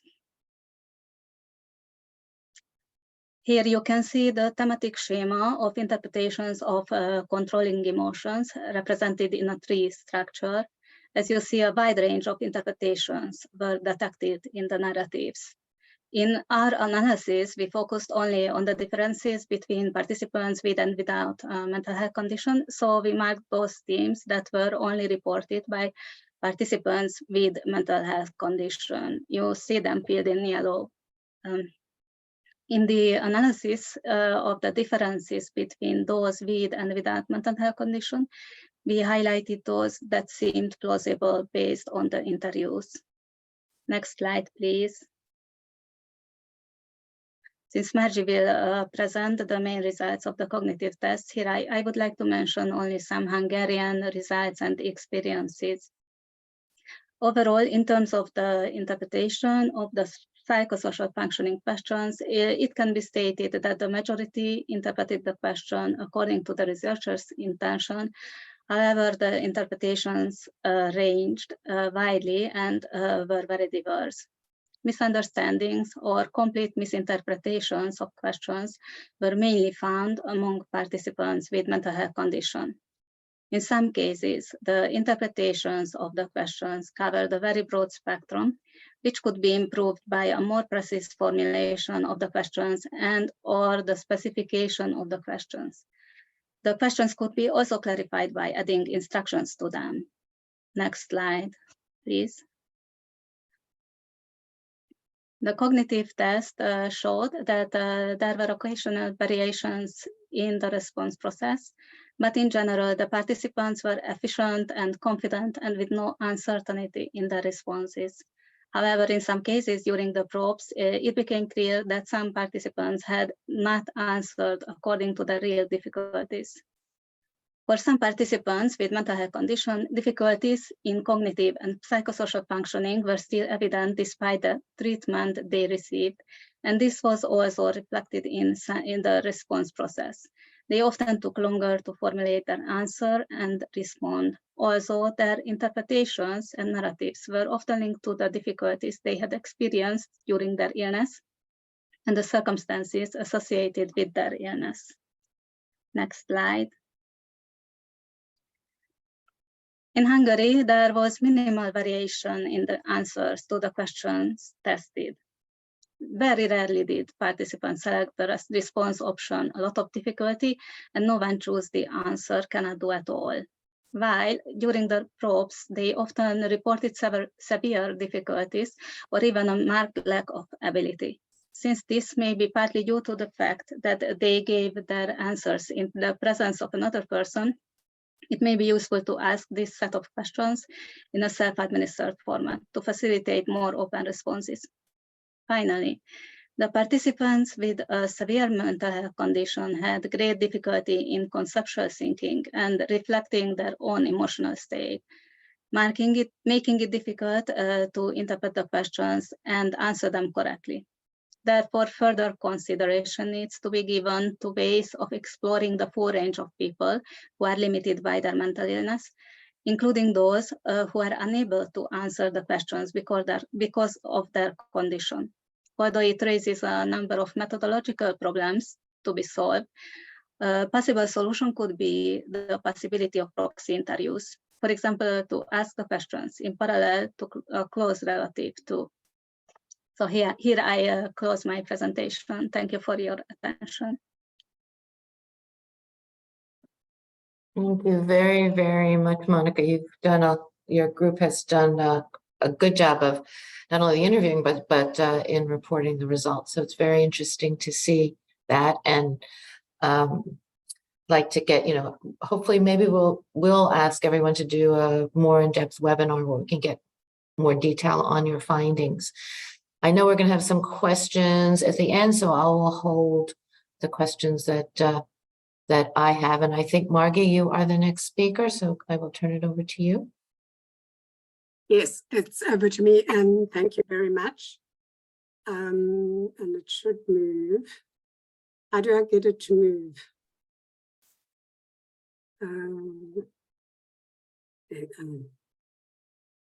All right. So I'm, Elena, I understand your problem now. What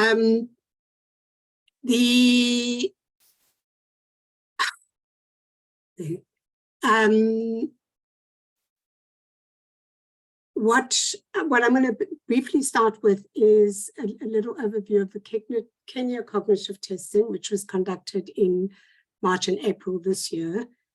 This was a request from UN Women through Isabella Schmidt, because they wanted to A, learn about the cognitive testing method, and B, also understand about the psychosocial functioning. So it was, again, but like the Costa Rica team have said, to also help them learn about doing cognitive testing. The training lasted 4 days, which 2 days started off with the training in the background and going through the protocol. 1 day of actual interviews where the Human Rights Commission of Kenya and another group whose name I've now forgotten, recruited 30 participants, and most of those had a diagnosed mental health condition. And then in addition, we interviewed about 6 people without a diagnosed mental health condition. And in the end, we had 27 interviews that we were able to use. And I'll show you the sample just now. We had 12 participants in the training. Oh, and then the last day of data capturing was, well, the last day of the training was looking at data capturing and reviewing the narratives that people had prepared. We did have a little bit of a problem because we suddenly had 12 people wanting to capture data on QNotes, and QNotes said, sorry, I don't like this, and just refused to work completely. So that wasn't very successful, But the training was, and people did enjoy it. We had 12 participants from UN Women, the Kenya National Bureau of Statistics. We had a few students, which was really interesting for them as well, and a representative from the Human Rights Commission. As I said, we had 27 respondents. We translated the questionnaire into Kiswahili, and we had both the English and the Kiswahili version available. And what turned out to be is that people in Kenya didn't feel particularly comfortable talking Kiswahili. And so as you'll see when I present the results of difficulties that people have in requesting for clarifications, we found a high number of these in Kenya, largely because people were saying, I don't understand the Kiswahili, please can you ask me the question in English? So the sample included 16 women and 5 men. No, sorry, 16, we had 21 people with mental health conditions. These were people who had a diagnosed mental health condition, and 6 without. You can see the breakdown, and the age ranges were really between 18 and 49 years of age. And most of them, except one, had post-schooling education. So they were a group of respondents with quite high education, and half were employed and half were not employed.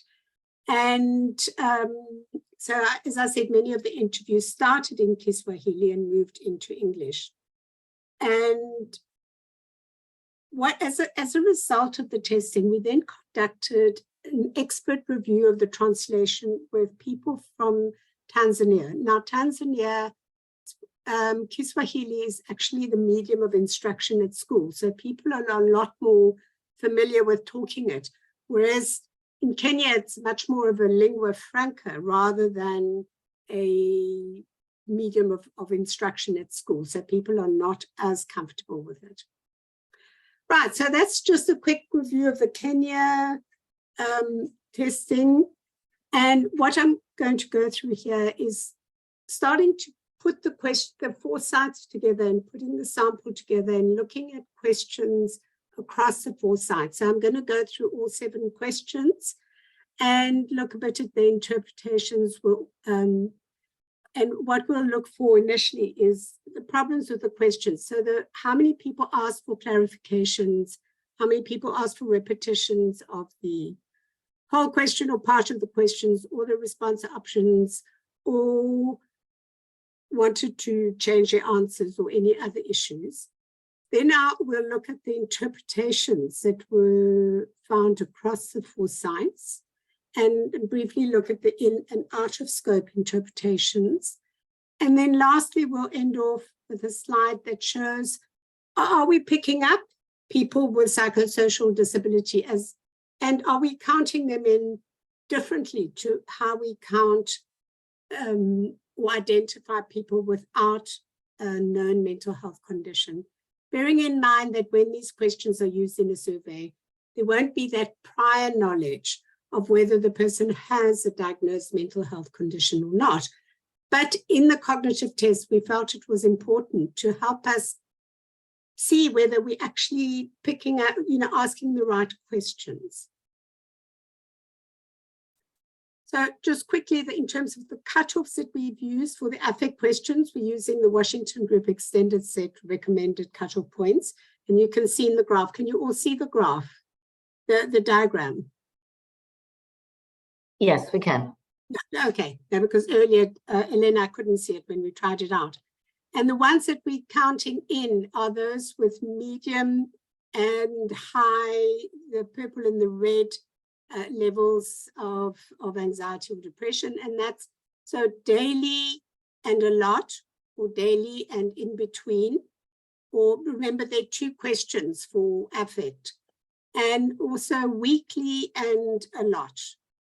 Those were the responses used. And for the 7 psychosocial questions, we used a lot of difficulty and cannot do it all as the side in the cutoff as for the other Washington Group questions. So just to remind you of the overall sample, we've got 106 participants, of which 44 are without a diagnosed mental health condition. Doesn't mean that these people don't have some mental health problems, but they just haven't been formally diagnosed, and 62 with a diagnosed mental health condition.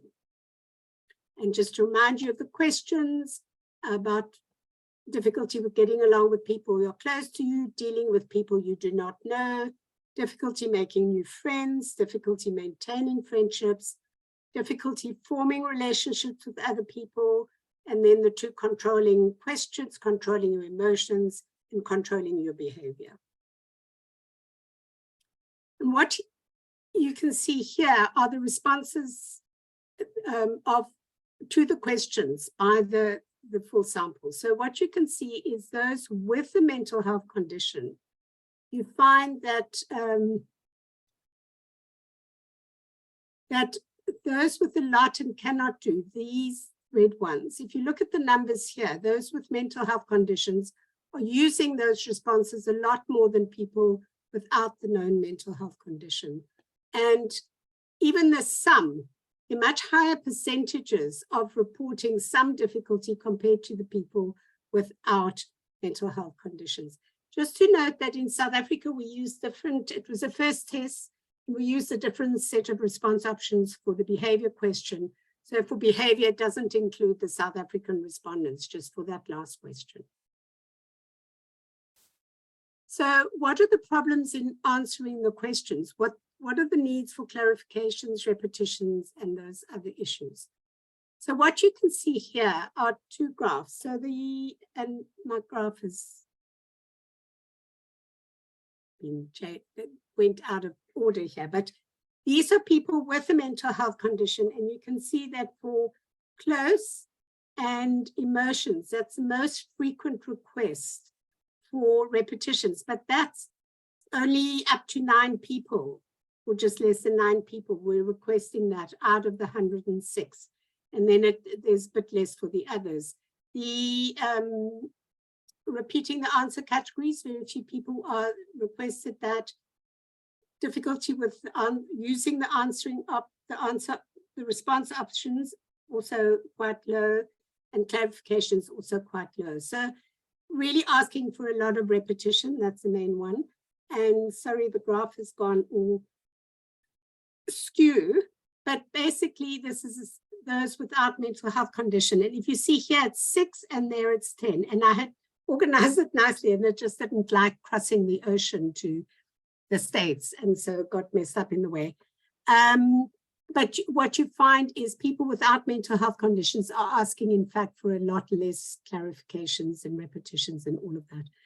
And given the problems with the Kiswahili and English in Kenya, what I've got here is a graph showing the number of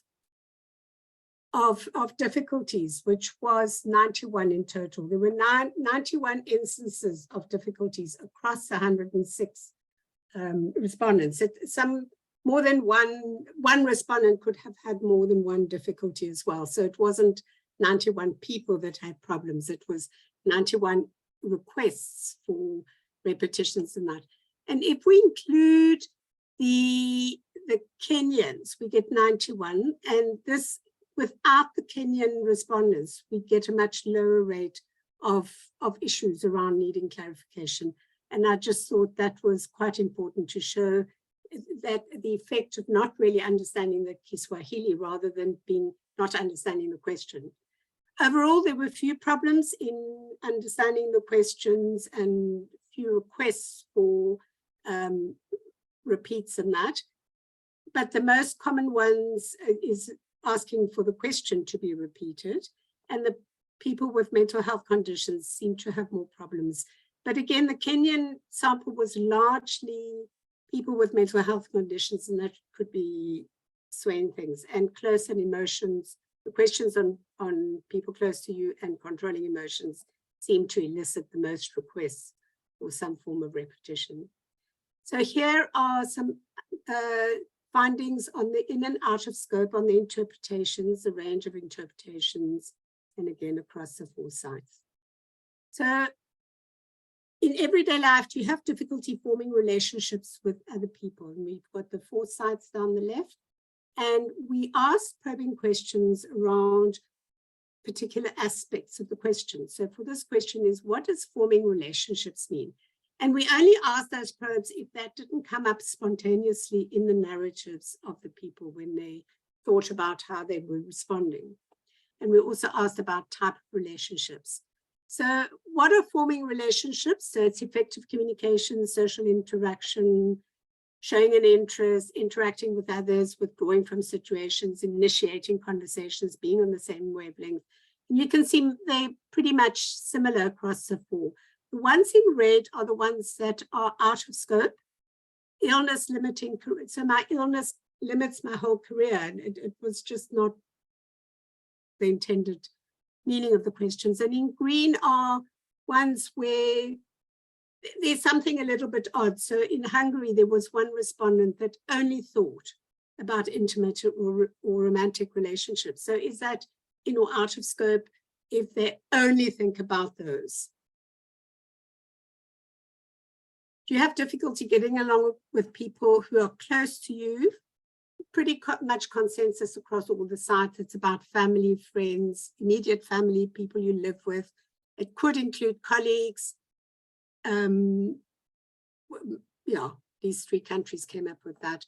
And getting along means having a conversation, expressing feelings, having a good relationship, interacting in a socially appropriate way, communication, discussing and compromising. So all the things you would typically understand about getting along.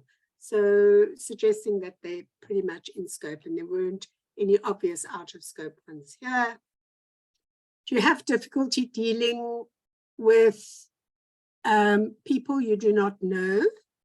Again, the themes are people you don't know and dealing with.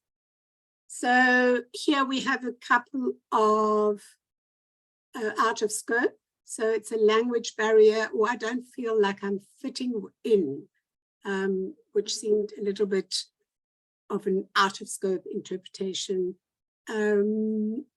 Not betraying my mental health status. I think maybe the translation might be here. It's not disclosing my mental health status. And then starting a conversation. We weren't sure about telling a stranger to do something, whether that would be in scope or out of scope, about dealing with people you do not know. It might well be in scope. But you can see again, it's people at parties, it's strangers in the streets, people that you're not yet feeling comfortable with, friends of friends, people that you haven't met before, people you don't know well, people need to communicate with specific purpose, people that you meet by chance. So those are all the kind of interpretations that are coming across the four countries. Do you have difficulty making new friends? So making new friends is the theme, and the type of new friends or the context in which the new friends are made is the other one. Giving and receiving advice was seen as an out of scope response in South Africa as an interpretation of making new friends. So able to communicate, connecting, being non-judgmental, sharing things in common, approaching and engaging people, not being afraid to connect, not judging, approaching and communicating with people, connecting, being social, not to have to explain yourself, reciprocity, spending time together, discussing day-to-day matters. All of these things are about making new friends. And the type of new friends are people with the same mental health condition, for the people with the diagnosed mental health condition. That was quite a strong theme in South Africa. It's about meeting people at community centers, at church, or any other religious facility. It's about talking about friends rather than colleagues, relating to people with the same mental health condition in Kenya, friends in general, friends in specific contexts. In Hungary, there was the term making new friends. The term friends was interpreted very widely and with very diverse interpretations, from a true sort of deep friendship through to just being acquaintances. So that's something that we need to look at in terms of the interpretation of that question, or potentially look at the translation issue, or as Monica said, adding an instruction to the question or something of that sort. Do you have difficulty maintaining friendships? The themes were maintaining friendships and also the type of difficulty. So remaining in contact, relaxing with each other. Again, this giving advice or short-term greetings came up as out of scope.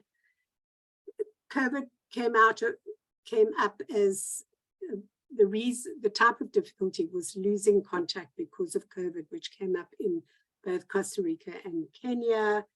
But maintaining contact, checking up on each other, matching energies, joint activities, being there for each other were all ways of interpreting maintaining friendships. And the kind of difficulties were being rejected or avoided, being an introvert, lack of trust. And the lack of trust came up quite a lot for people with a diagnosed mental health condition, more than those without.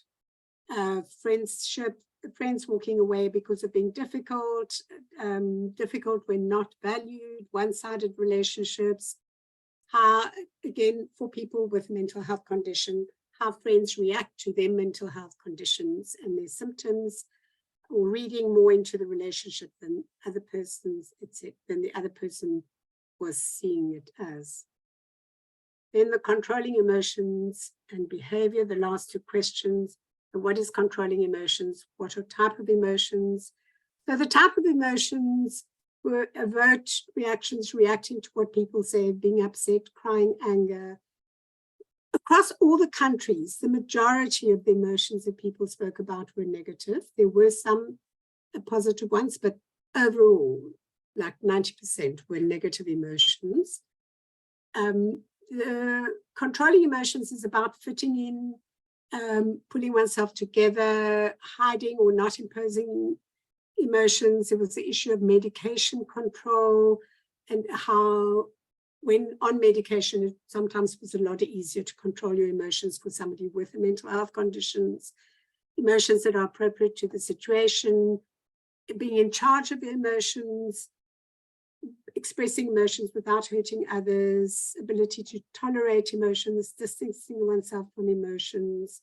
In Hungary, there were two out-of-scope interpretations of the ability, controlling emotions is the ability to show emotions rather than control it. And mastery of the skills seemed to be an odd response. And the last question, do you have difficulty controlling your behavior when you are around people? And again, the controlling behavior is learning to control oneself, letting things go, remaining calm, maintaining composure, not showing extreme behaviors, conform to external expectations. The one out of scope interpretations was listening to others and doing what they say.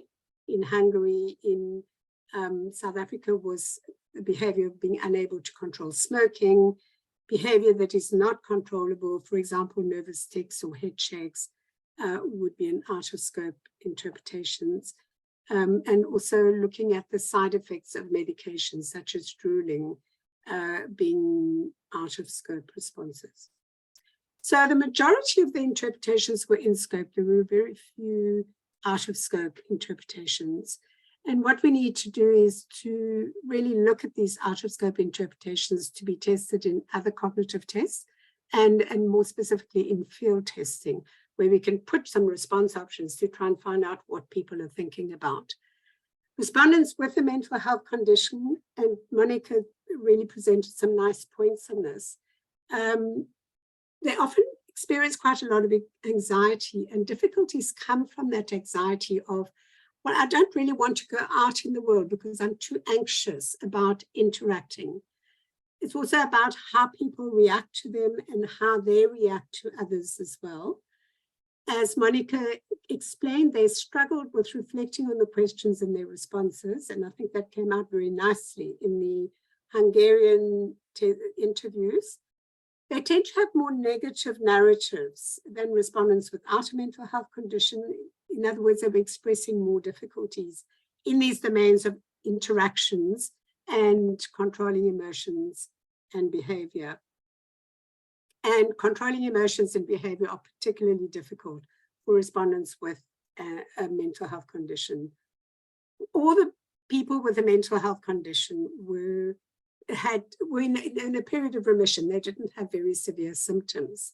And a lot of them talked about how it gets even more difficult when they have severe symptoms. And just lastly, just to look at the so the question is, are these questions around questions to be asking? So they clearly are being understood and interpreted in the right way. They don't seem to be particularly difficult to answer. But is it actually identifying the target group we want to identify? And this is bearing in mind that this is purpose of sampling, so we can't really conclude anything on this until we do much more extensive field testing. But we can look at the trends. And what you can see is those identified, because we asked the affect questions, the anxiety and depression questions, those were asked, they weren't tested. We didn't ask them to how they were interpreting it. We just asked those questions. And the number of people with mental health condition who were picked up just by the affect questions was 13 out of the 62. With just the psychosocial questions, 15 were picked up. And when that were picked up with both the affect and the psychosocial questions was 22. So in total, we picked up, sorry, these are, Elena, we forgot to change the top heading. Please read, the first one is without mental health condition and the second is with mental health condition. We changed the numbers, but not the headings. So this total should be here. So out of 62 people, we only missed, and those totals should be different. We only missed 12 people out of the 62 were not picked up with these questions. But it clearly is saying that we need to ask both the affect and the psychosocial questions. Those without a mental health condition, Elena, no, let me say, may I, Margie? It's just the bottom total. Yes, exactly. Yeah, sorry.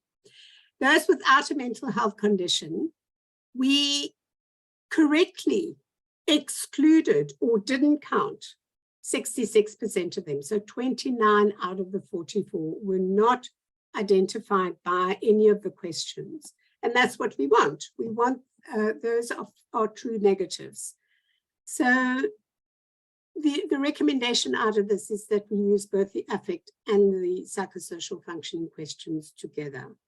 And then, ultimately we'll have a shorter set of questions. So the next steps or the way forward is firstly to conduct more cognitive testing. And please, pretty please, I even put a smiley. So please assist and come and do a cognitive test. We want to do a much more complete and detailed comparative analysis of the 4 sites and write a report from bringing all of that together and any other additional cognitive tests that we run.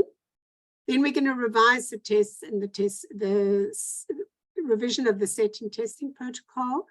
And here we're looking at the 3 questions around forming, making, and maintaining relationships to potentially select 1 or 2 maximum out of those 3 questions.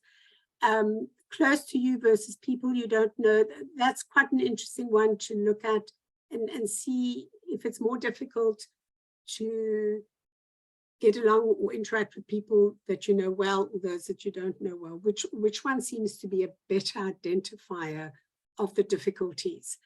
And then the next thing we'll do is combine the controlling emotions and behavior consistently. And we've actually tested that more specifically in the protocol, which I haven't presented here, is to look at if people were thinking about both at the same time, and overwhelmingly they do. So the idea would be to bring those 2 questions into 1 question. And then we want to conduct some field tests. And again, please assist and let us know, are you running a survey for something else that we could put the questions on to help us start doing some field testing. So thank you, and especially, as Elena said, to the Costa Rica team, Sophia, Eugenio and your team, Kenya, the UN Women Group and Isabella Schmidt, and Hungary, Monica, Ferenc, Matthias and Michelle. Thank you all very much. And also thank you to the future countries who are going to run cognitive and field testing. Thank you in advance. Thank you very much, Margie. We are all very grateful to all of these teams that conducted the test and provided such really rich data and things for us to consider moving forward. As you guys know, the Secretariat gets a lot of questions about psychosocial disability from very, very different partners. Some have very strong feelings about how this information should be obtained, some don't, some really want to think about how best to do it. So this is along with the education issues and also humanitarian, that's the other thing. We get a lot of questions on this. So the fact that we can say, oh, we're doing work in it does make the Secretariat very, very happy.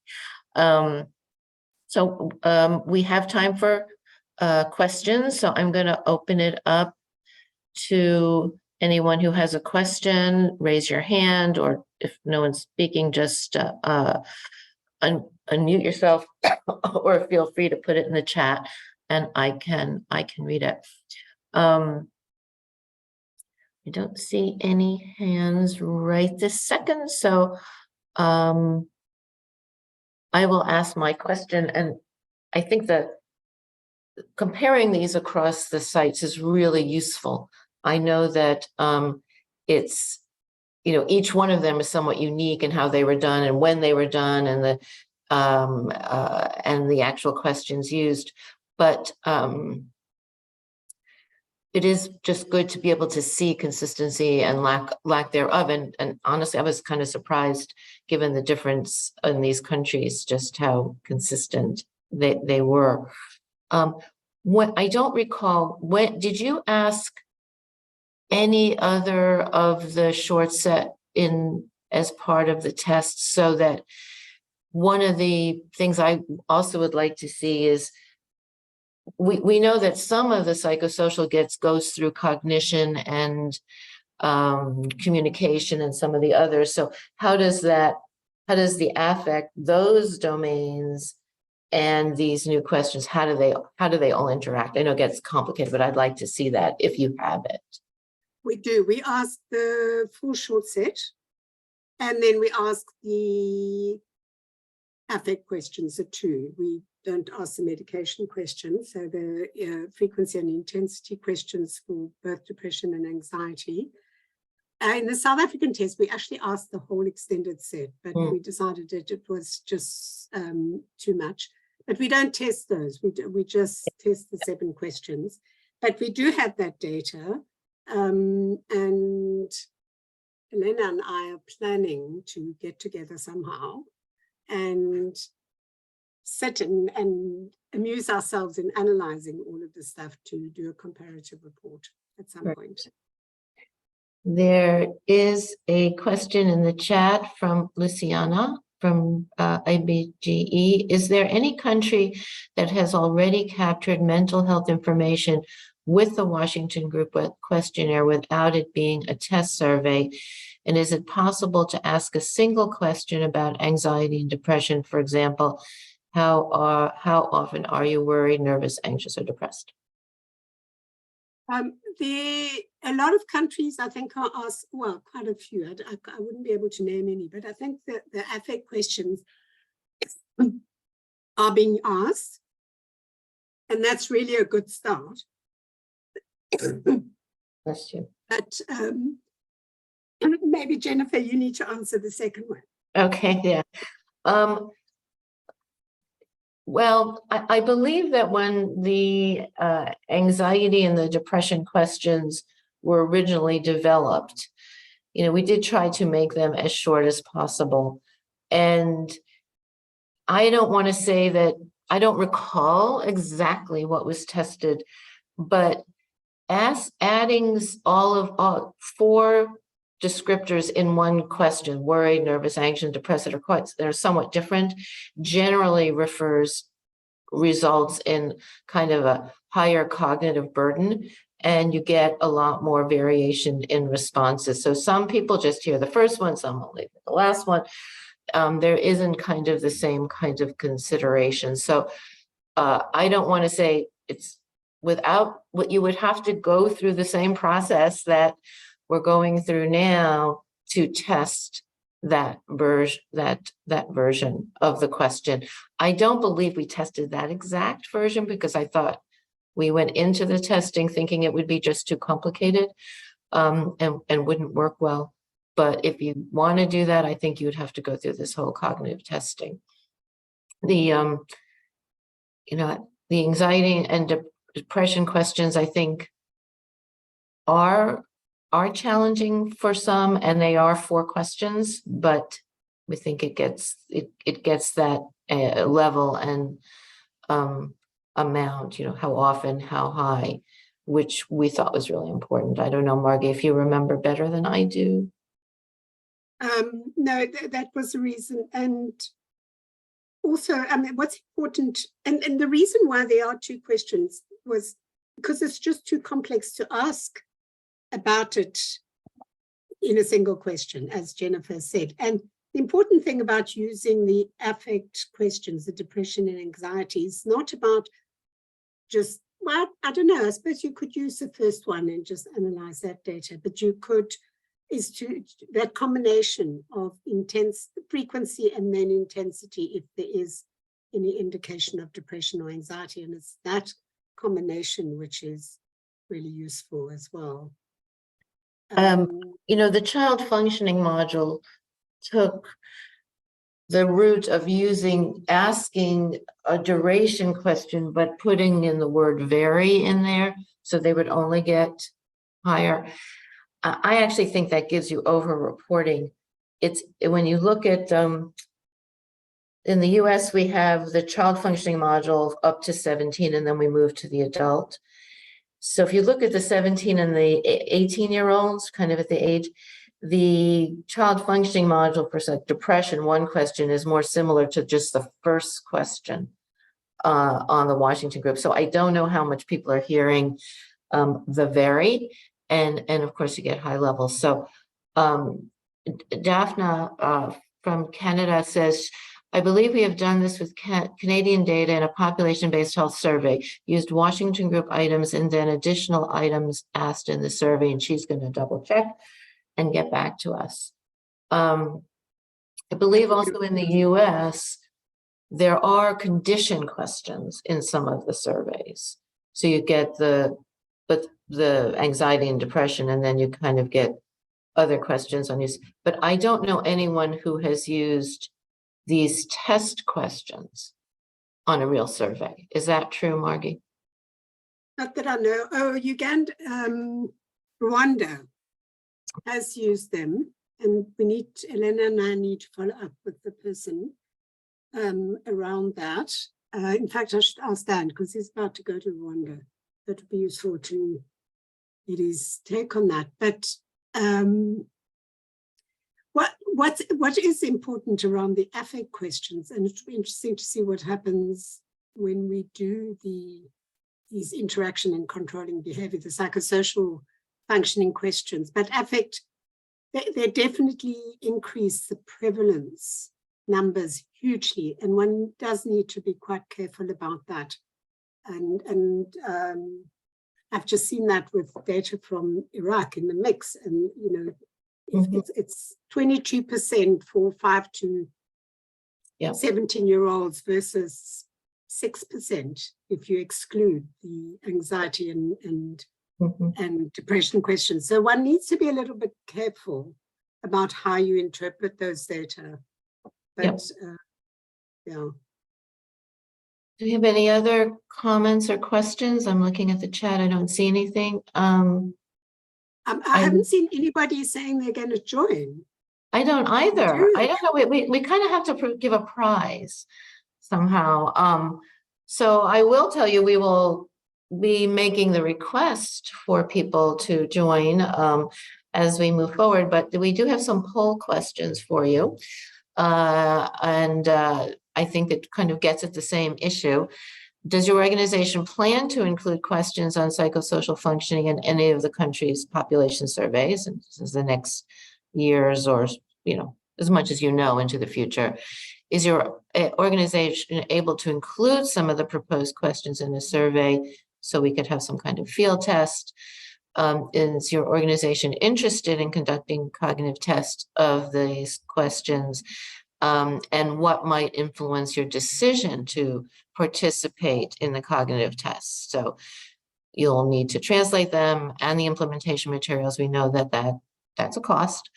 Lack of financial resources to do it, time constraints, and difficulty with respondent recruitment. So Julie, I'm going to ask whoever is running polls to, yep, there it goes. Please scroll down and fill in your poll.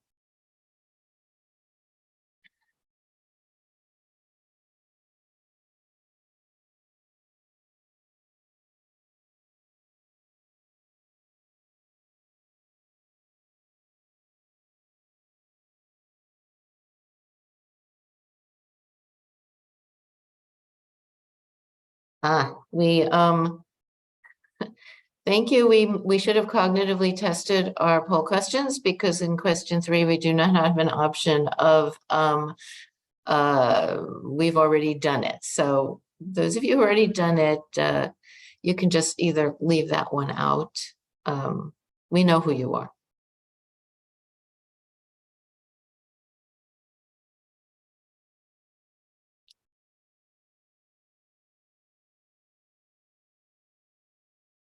Julie, I'll leave it to you when to close the poll.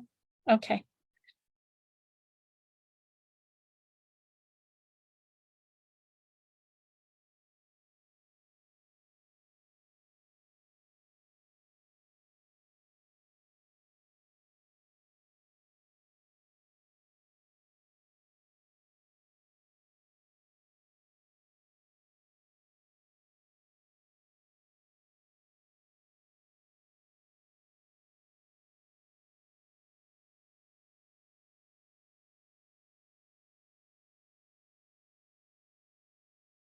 The numbers are still increasing in terms of the number of responses of our 68 participants online. So I'm going to let this go for another 30 seconds or so. We are at 21 out of the 68 participants.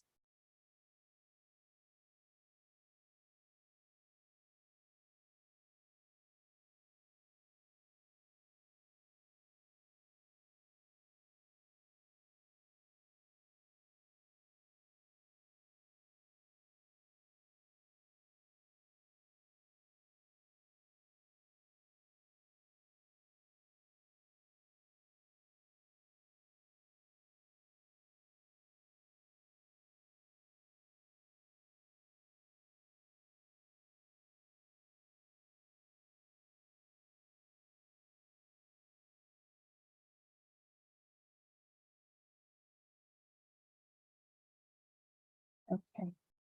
We seem to be holding steady at 23. I'm not going to close the poll just yet, but I will run through some very quick answers.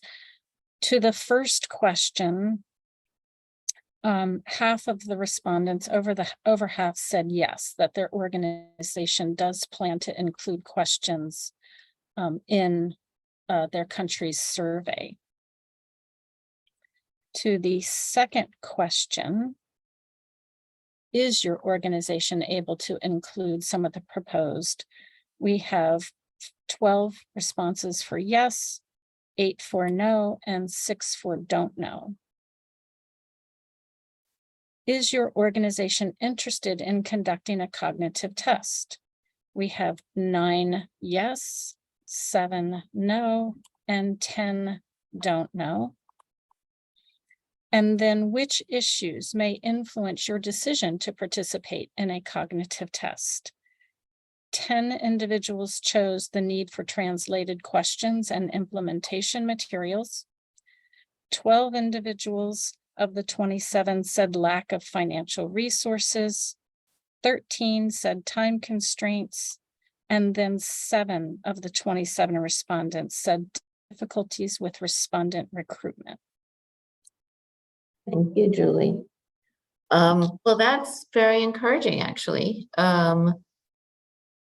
We will leave it to the very able co-chairs of our work group to use this information to move forward. But one thing we might do, Margie and Elaine, is arrange maybe a webinar for these interested countries to get to know a little bit more from you, what's involved and how to do it, and that it's the amount of support that you guys give makes it a whole lot easier than if they were out on their own. So this is, I think, a very positive sign. And let me, on the part of, well, on behalf of the Secretariat, but also the work group, for those of you who said your organizations plan to include questions, when you know what those questions are, could you send them to us? Because I'd really like to know what is being used now before this module is finalized, or whether they're, people know what the questions are. We're assuming some countries will use them even though they're not finalized. And Mauritius from Pamela has already included this question in their census 2022.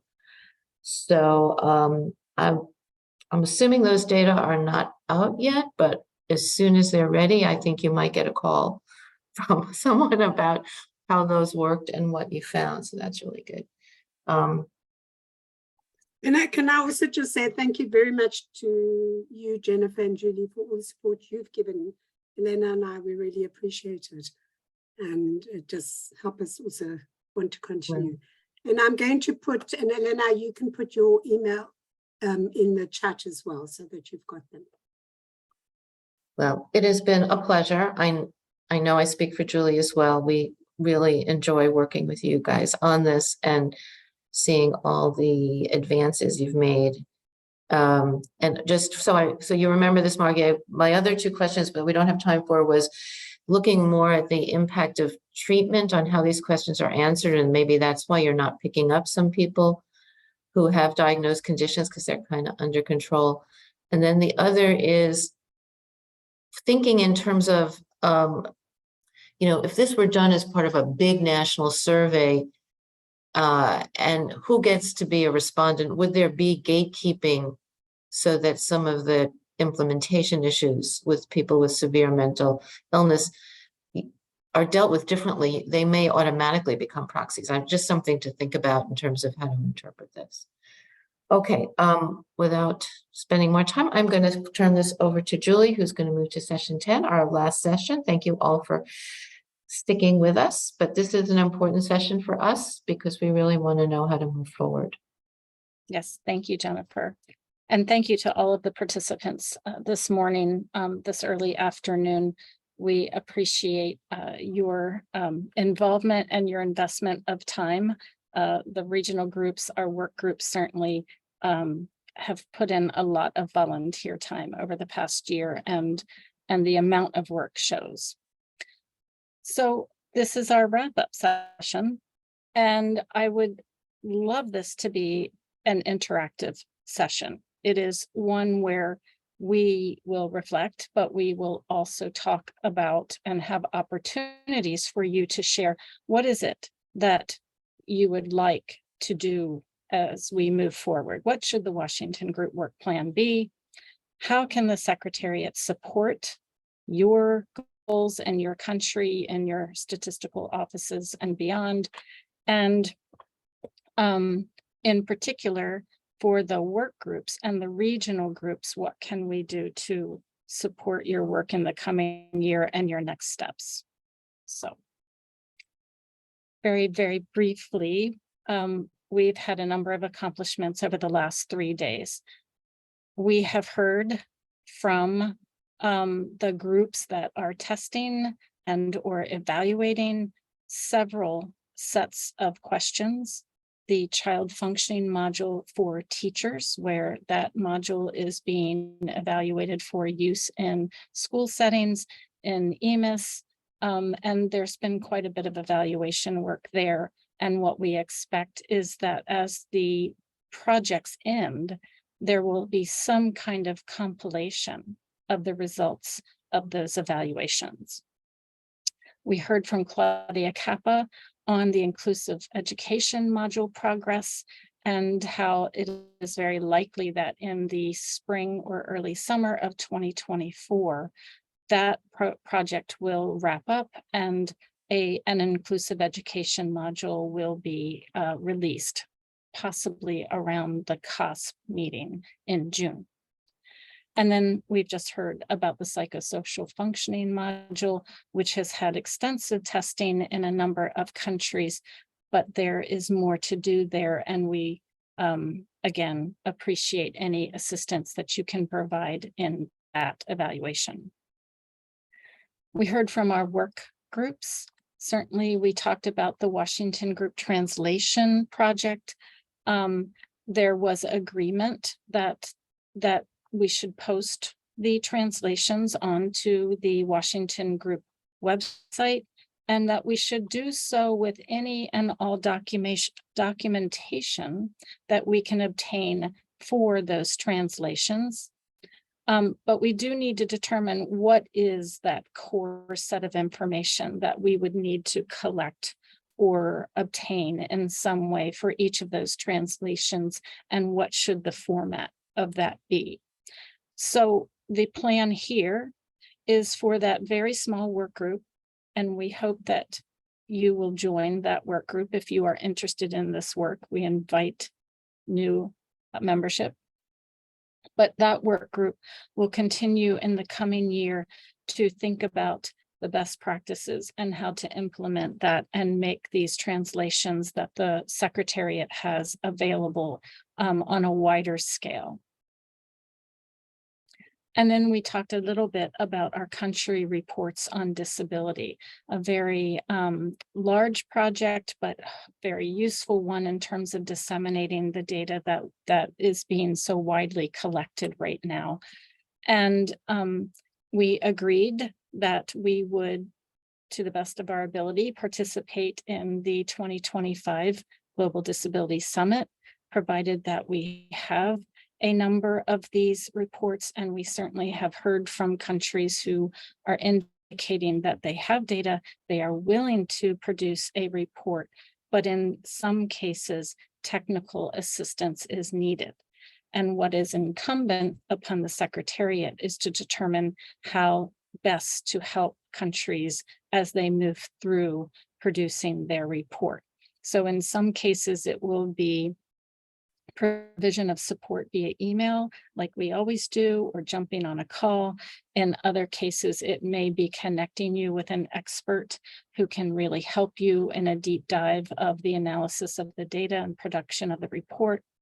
And then in other instances, it may be webinars on the topic where we walk through the steps of producing that report. So we've talked about a number of things, and I think this sets out an ambitious but doable work plan for the next year. In terms of additional next steps, the Secretariat has some administrative next steps that we'd like to just chat about.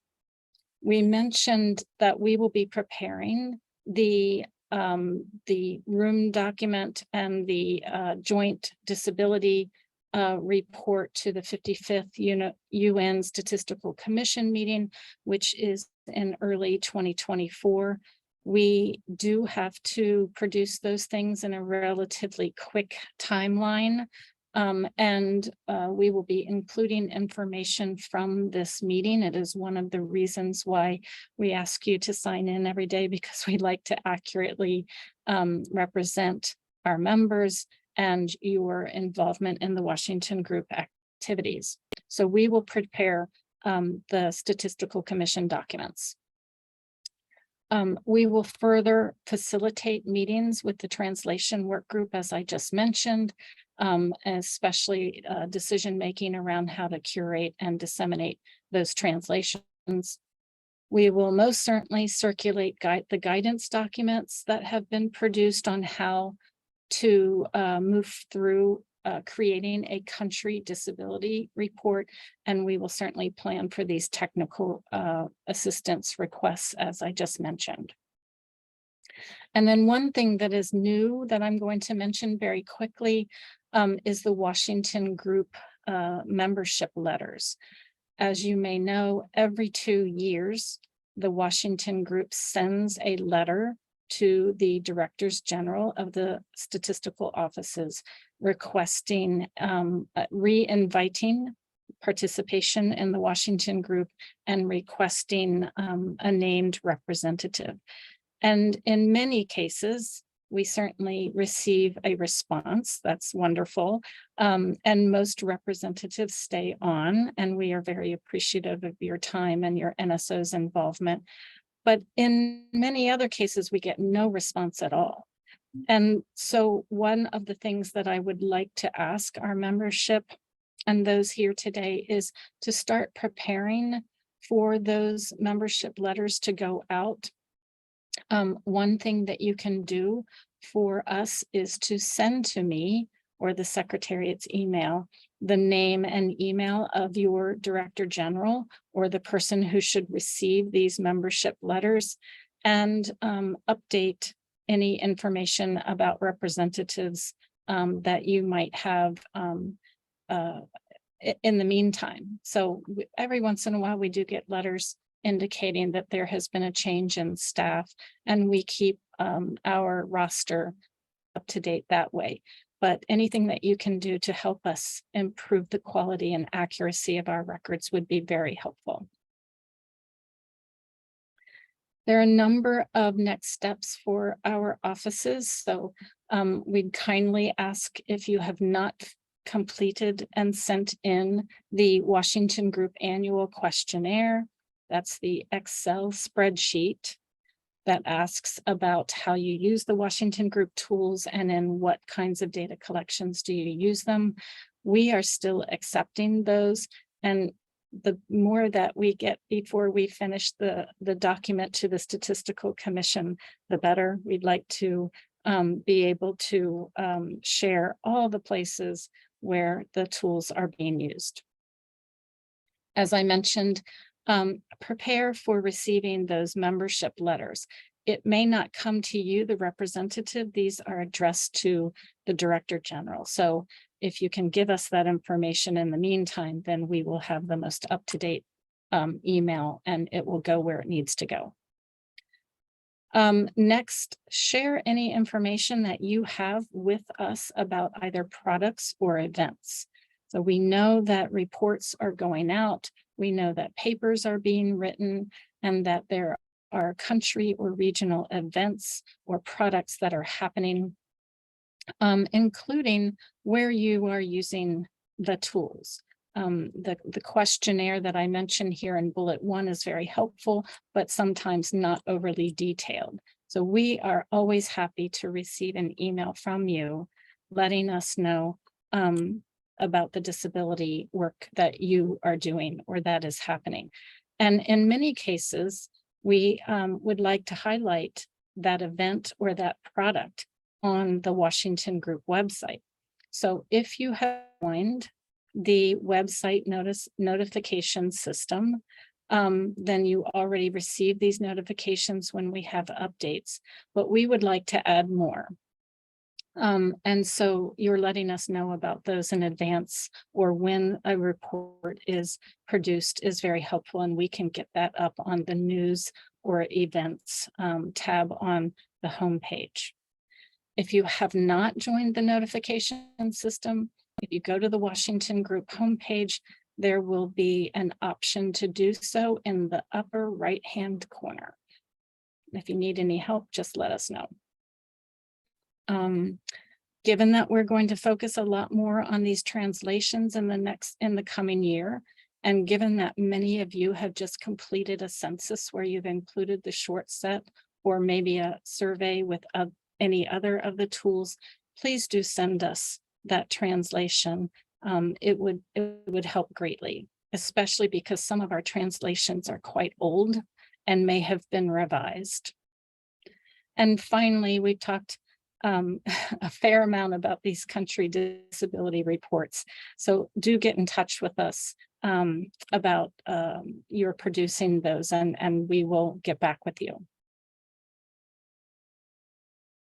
I have a number of poll questions that I'm going to do very quickly right now, and then I'll come back to finishing the presentation. I'm not going to leave this poll open for very long, so if you can prepare to answer whether these three questions, that would be helpful. Should the Secretariat organize one or more webinars that focus particularly on producing these country disability reports? Should the Washington Group connect countries with experts? And then, of course, should the Washington Group Secretary act as a clearinghouse? And remember, some of this may sound redundant as if we've already talked about it, but this is our way in a virtual environment of getting the membership buy-in and agreement for the Secretariat to engage in these activities. So let me very quickly launch this poll.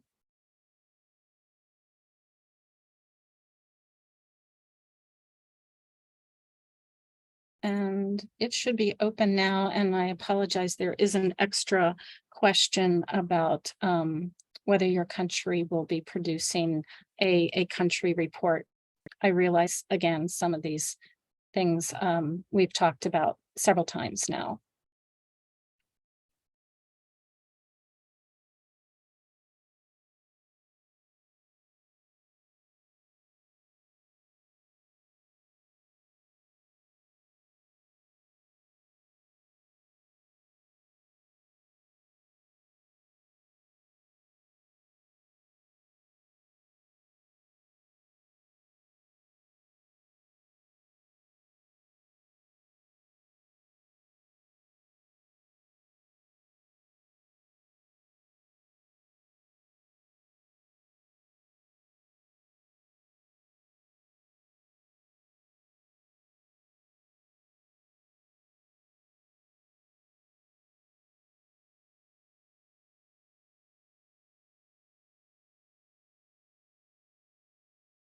I'm going to leave that poll open for just a minute, and I think I can go ahead and advance the slide.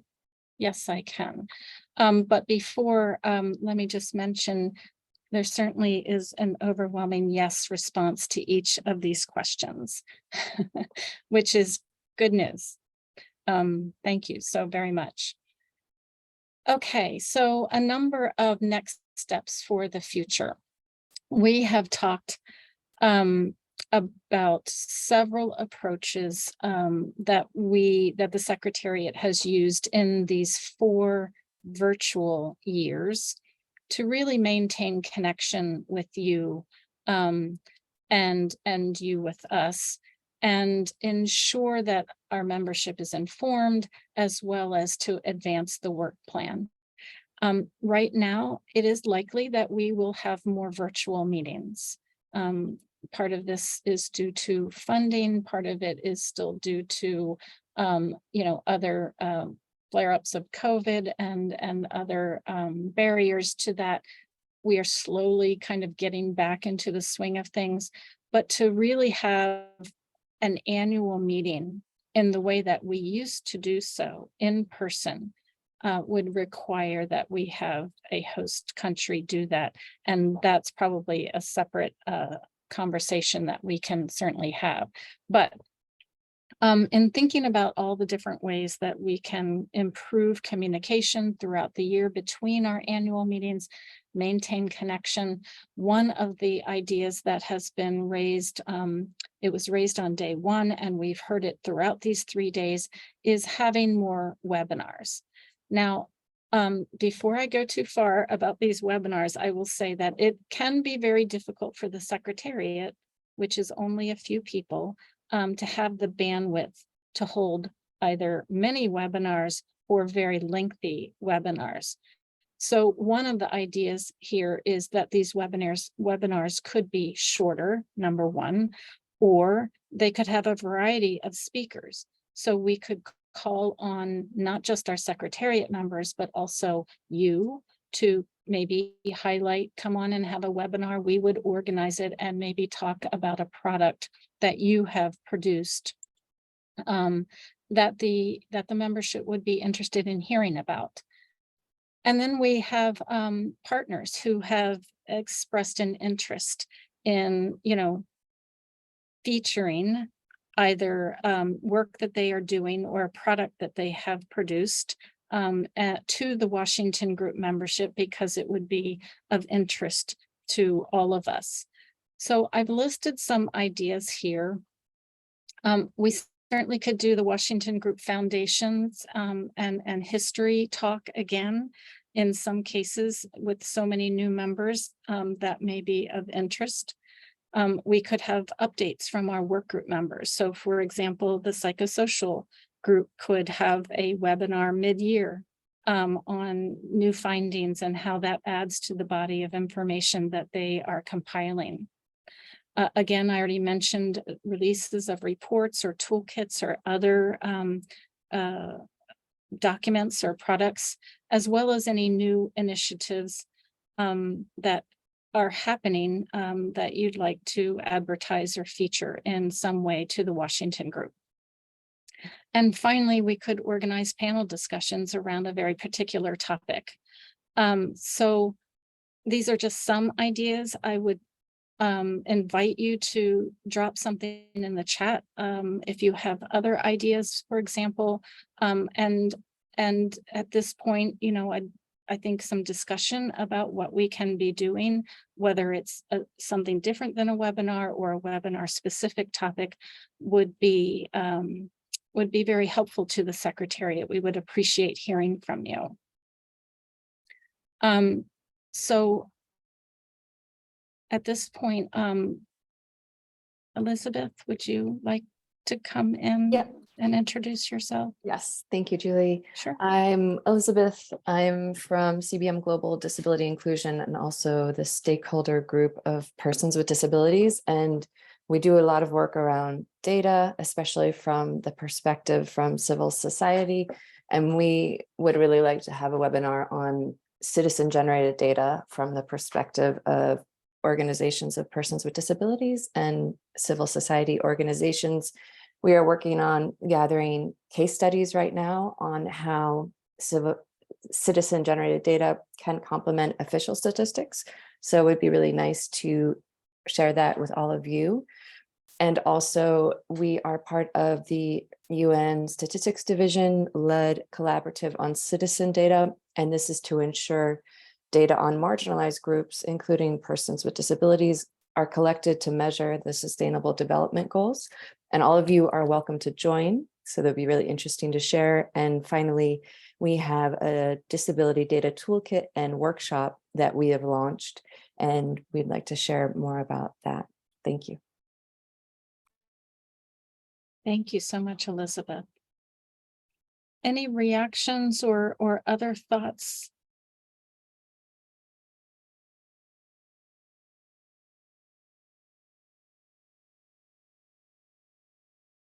There's a chat, but it's in Spanish. So you'll need help. I can't help you. Something about questions, I know.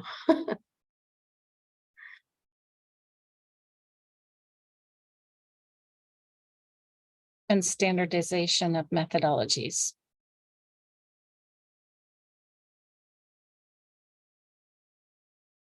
We suggest presenting the systemization of the country's annual reports in order to take stock of the standardization of the methodology and use of the Washington Group questions. Yes. That we have recorded that idea. Thank you so much, Deb. Any other ideas that we haven't covered, or other thoughts for webinar topics?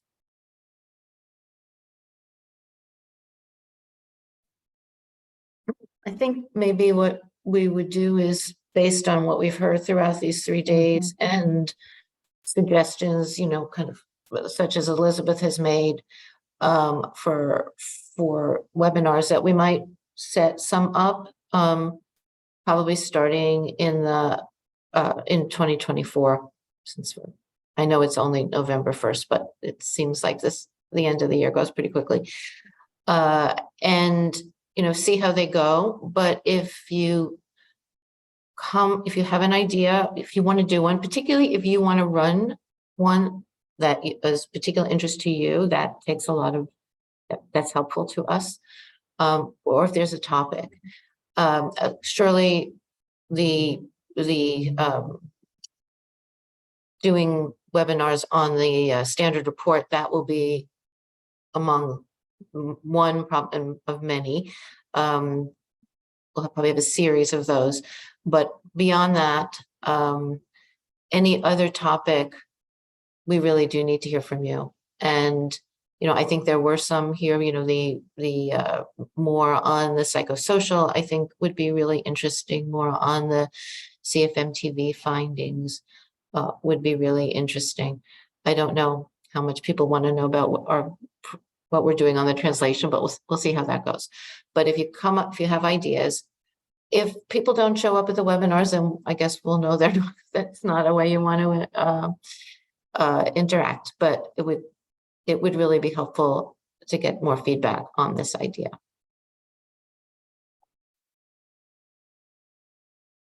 Agreed. The Washington Group Secretariat is always here, and as you are thinking about these things in the next several days or beyond, just send me a note. We will get that, and we appreciate the feedback and assistance there. Okay. I believe this is the last slide before we close. Again, some of these questions I've already posed and have been discussed throughout the 3 days, but we would very much appreciate hearing anything else that we can do to maintain connection and provide support. It is part of our mandate. So you know best how we can be helpful. Let us know. What activities, maybe even beyond webinars, would you like to see organized, and what do you need from us? These again are central to our helping advance the work plan, and we'd like to hear either in the chat today or through emails, or chime in now.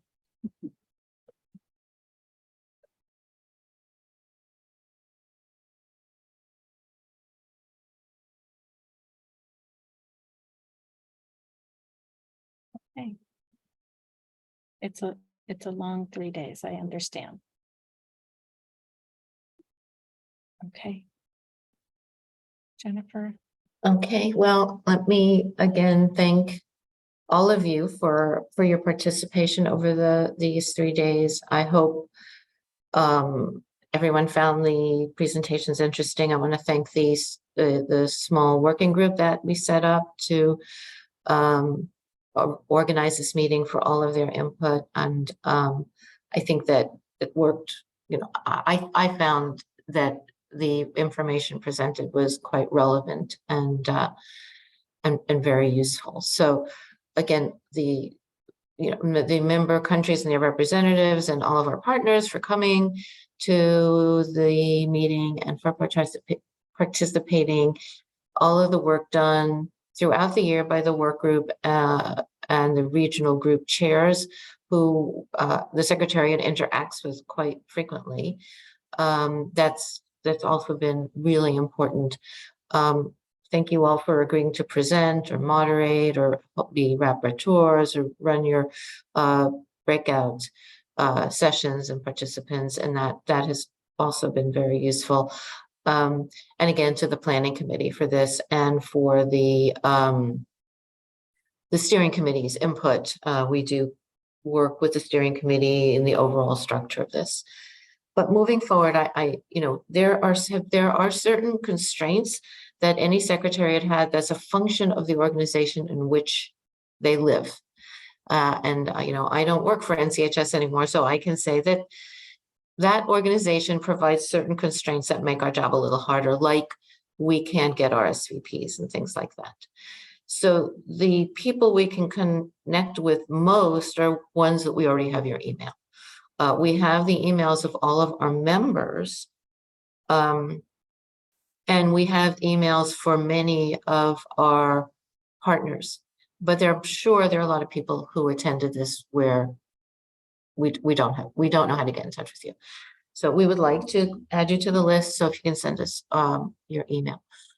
We often send something out, not right away, which is kind of a summary, the agenda of what happened, and some of these follow-up questions. You will see them repeated. What can we do for you? What would you like to see? How do you want to become connected? If the level of interaction is what you want it to be, let us know that as well, because we won't try to go beyond that. So we really are asking for your input in what it is that you want to do.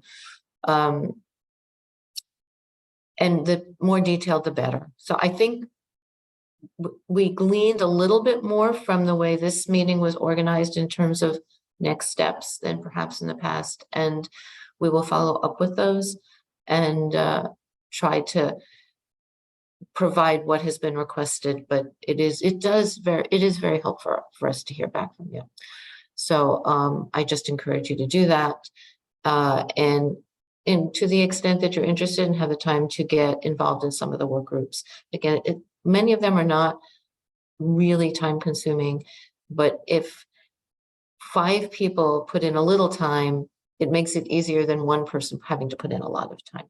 So I know the translation group is quite small. I think it's like 3 or 4 of us, and a few more people might really make it go much quicker, especially we're going to have to make some decisions about formatting and context and things like that. I want to give my great thanks to the meeting support we've gotten from GIZ and for CVM Global Disability Inclusion, who very graciously provided funding for the interpretation. It is clear this meeting would be very different if it was only in English. All city groups operate in English, that's the rule, but we have found that is very, very limiting. And being able to have interpretation both in Spanish and in French, I think was really key. And we are just extremely grateful for the funding that was provided to do that. And of course, our interpreters from Kalama Translations, who are the most patient people in the world, and skilled, and help us with all of our IT issues as well as our interpretation issues. So I apologize for all of us who spoke too quickly, but thank you really from the bottom of our hearts for everything you've done for us over the years and how much we've enjoyed working with you. So I'm gonna thank you all for the thank yous that are in the chat. I'm glad you enjoyed it. I'm glad it was useful for you, and we hope to continue more. We've done 23 meetings. We'll see how far we can get. If there's a country or a partner out there that would like to host an in-person meeting, let us know. We hesitate to ask because we know it is not, there are costs associated, sometimes not only financial costs, but there's time constraints, and it gets busy towards the end when you're trying to do it. So we don't like to push too much, but if there's someone out there, there are many countries who have come forward and hosted in the early years, and it would be great to have another in-person meeting, maybe do something hybrid, although that's complicated, but we will do our best. Anyway, we are at time. Fantastic. We've managed to do this, get everything done on time. I am going to just close by thanking you all again for being great partners, for making the Washington Group what it is, and for assisting us in making it possible to improve disability data. It has really been a pleasure to work with all of you, and I look forward to another year of very productive Washington Group activities. So thank you all, and have a nice afternoon, evening, night, and stay well, and all success. Bye. Thanks, everyone.